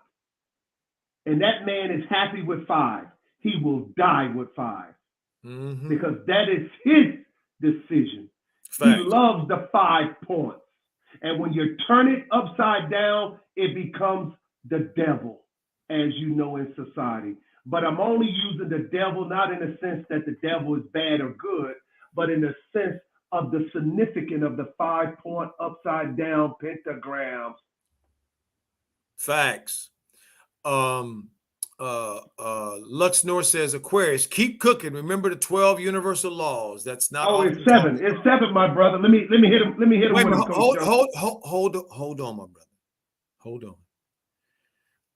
Lux North Scales also says, law of oneness. Everything is connected. It is the first and most foundation law of the universe. This is activated when compassion is exercised. And the fact that we are all one is accepted. Okay, we appreciate that. We appreciate that. Call Me Faye, you said it should never take a doctor 1.5 quarters to put 2 stitches in. Cheating. Facts. TB says NBA acting like there was only one rough ref. Facts. MT Gaming says it should never take. Oh, same thing. King Lux North Scale says King, see, that's every day for those that know and are on that frequency. Facts. Marco Nuri says, I love this channel. Someone had to expose this and this why they didn't want certain coaches leading the team. People with a moral compass can't get a job. Listen, family, listen. Hold it, my brother, hold it, because they've been waiting on us, so hold it. Nick C says Miles might get fined, probably. TB says he ain't from Detroit, though he played in Detroit. Georgia claim him. Okay. Coach C said, Coach Bain Joe. Exactly. King C says, Shaq offered a $100,000 challenge for Melo to do the point and hit the 3-point shot. Facts. Carolina Fan 216 said that KC game was fixed Sunday. Marco Nuri says it's crazy how Vegas be knowing the point spread. Carolina Fan says 2016 says, and they couldn't even disquiet it. Facts. Nick N says, y'all realize we never get leaked on who provides these analytics on how they come up with these point spreads. It's all a gimmick. Facts. Xavier says Melo locked up Tatum all night long, one-on-one. He did, Xavier. That's right. He did. Okay. Demetrius Gale says it's the same reason Mark Jackson lost his job. Kerr's not that great of a coach. Luke Walton won with the same team. Facts. Trent, Xavier, Melo sure did. Aunt Lauren, what's up, Coach? How you doing? He said, what's good, Coach Joe? All good, my brother. Over here, chopping it up in the post game. Go ahead, my brother. Give us what you got. Oh, no, I was just going back to the seven. It was 7 natural laws. Who was that said that? That's Lux North Scales. Yeah, Lux North Scale. Yeah, the first one is the law of mentalism. The second one is the law of correspondence. The third one is the law of vibration. The fourth one is the law of polarity. The fifth one is the law of rhythm. The sixth one is the law of cause and effect. And the last one is 7, is the law of gender. So if you wanted to know how this world is structured, you can find every religion known to man, spiritual practice, everything that is in this world, when you open your eyes, is governed by these 7 natural laws. And the first 3 is immutable, meaning it cannot be changed. Whether you believe in them or not, your karmic cycle will go around and around and around till you learn them and you get up out of here. Because the truth is, I should not be cooking with a high-pitched voice the way I do, because it does not represent me. Is not balanced. You're right. It's not balanced. I know better. And although there's one that governs it all, that oneness, we're all encompassed inside of that oneness, and it's all in our mind, but the law precedes the word. When you speak the word, it comes from the mind. The mind is the all, the God, the whatever you call it, that gives you your consciousness on the level in which you vibrate. So I say to you, I am truly done with speaking on these topics that is affecting us, that is causing me and other people to say they are saying it blatantly. It's outright blatant that they're betting and fixing and throwing games, and I'm spending my hard-earned money, and I'm gambling and losing my family. Come on, man. Flores have broke the seal. He told you. Hugh Jackson told you. Now it's obvious when coaches like Caldwell and these coaches can't get back in as head coaches because family people from our tribes are ethical. It's hard for them to cheat the people. They know these natural laws. It's called cause and effects, the sixth one. I couldn't do it either. I couldn't fix a game. I could not stand and tell the team one thing and then behind them fix it. But Belichick can do it. Andy Reid can do it. They are made men.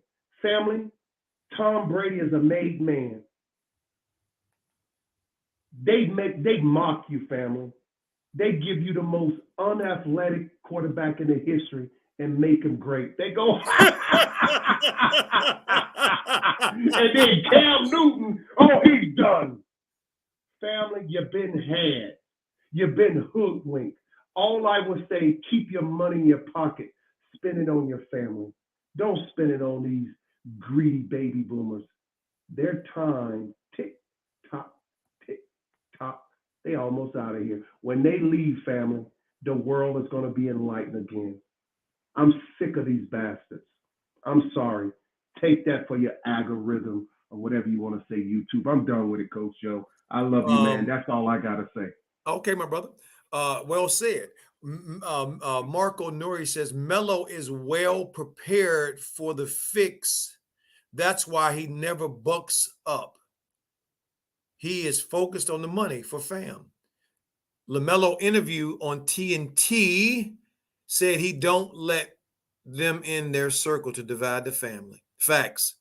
King C said Xavier. Facts. Melo had Tatum frustrated. He did.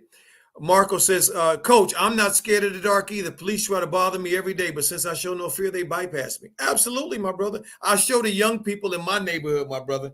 Y'all know where I'm at. I show them the young people in my neighborhood when they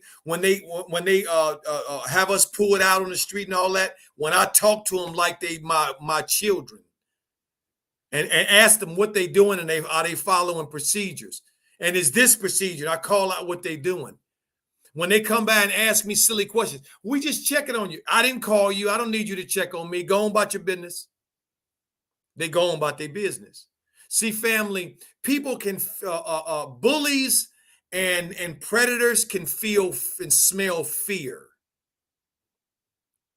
See, the other part of this equation that we're not talking about with all of the stuff with the owners and Melo and all this is the fear that the players engage in to keep this game going. See, that's the fear that they play with to keep this going. Look how long it took for more than 25% of the black players in the NFL to support Kaepernick. That tells you right there. Well, I see their point. No, you don't see their point. They ain't had no point. Except not to accept black folk, our tribe, not to accept us. We have to do what they say. That's what it's about. See, Jonathan Williams says, King City love false narratives. Facts.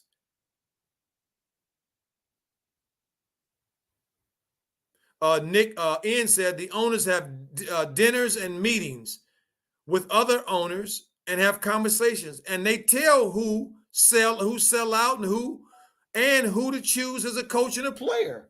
Facts.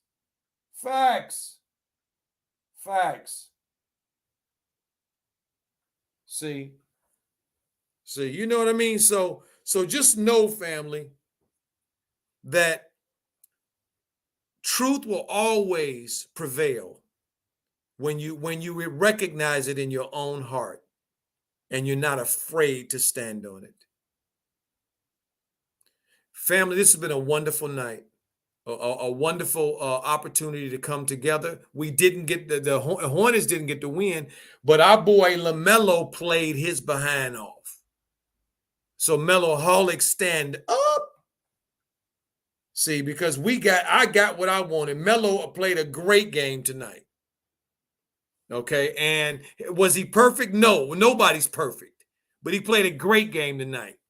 He played defense tonight. He was on the offensive end tonight. He was doing a lot of stuff tonight. Did he punch all of the punch all of the check all the boxes that he always do? No, he don't have to. Come out and do the best he can. He came out and did the best he can. And that was better than everybody else on the floor tonight. Irrespective of some algorithms, which actually are not really to show us anything. It's supposed to be, numbers are supposed to be there to express what we saw in real time, but it's not. Because anybody that watched that game know that Melo shouldn't have nothing but a positive analytics, because he was 50%, 40%, and almost 90%.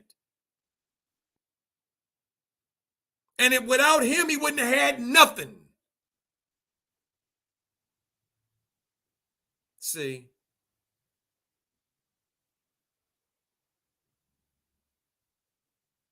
So this is what's really going on. And the question is right now the universe is asking all of us, are we going to stand on what is real? Are we going to stand on truth? Or are we going to capitulate and go along with some bull that we know ain't right? We all are being asked that question where we are, where we live at, in our city, in our town, in our state, with our families.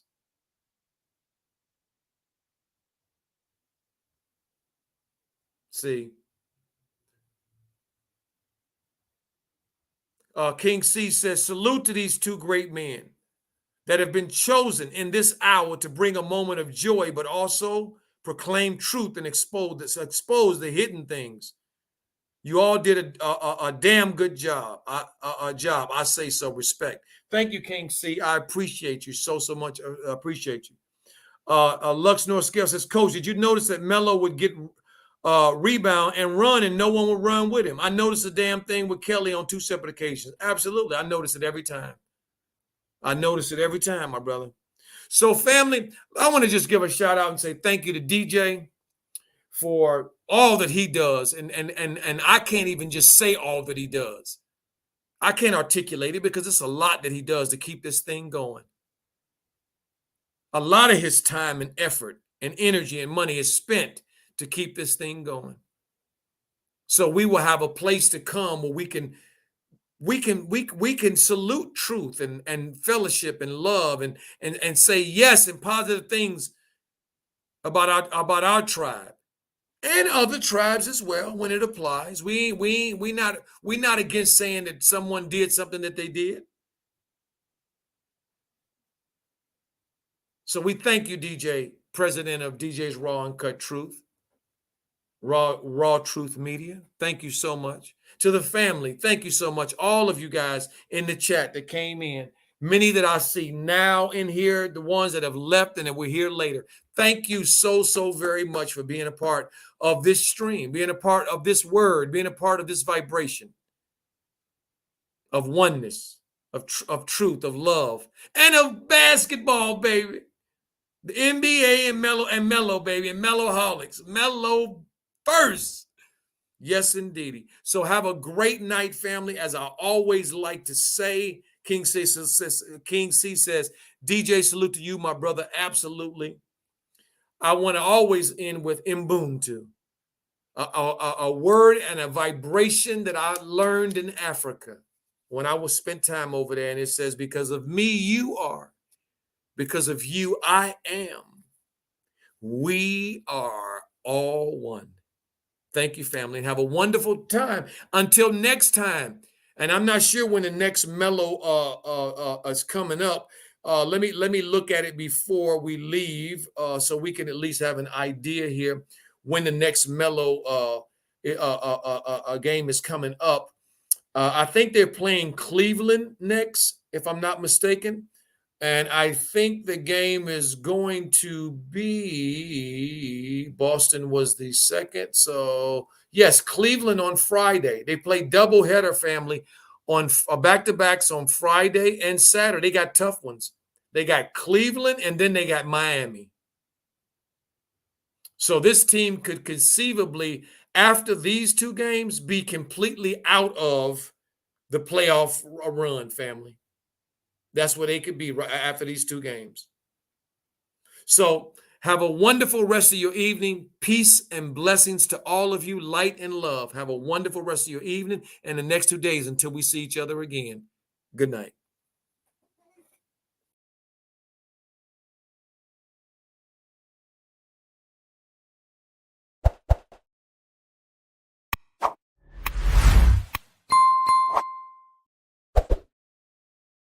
Did our group last year to finish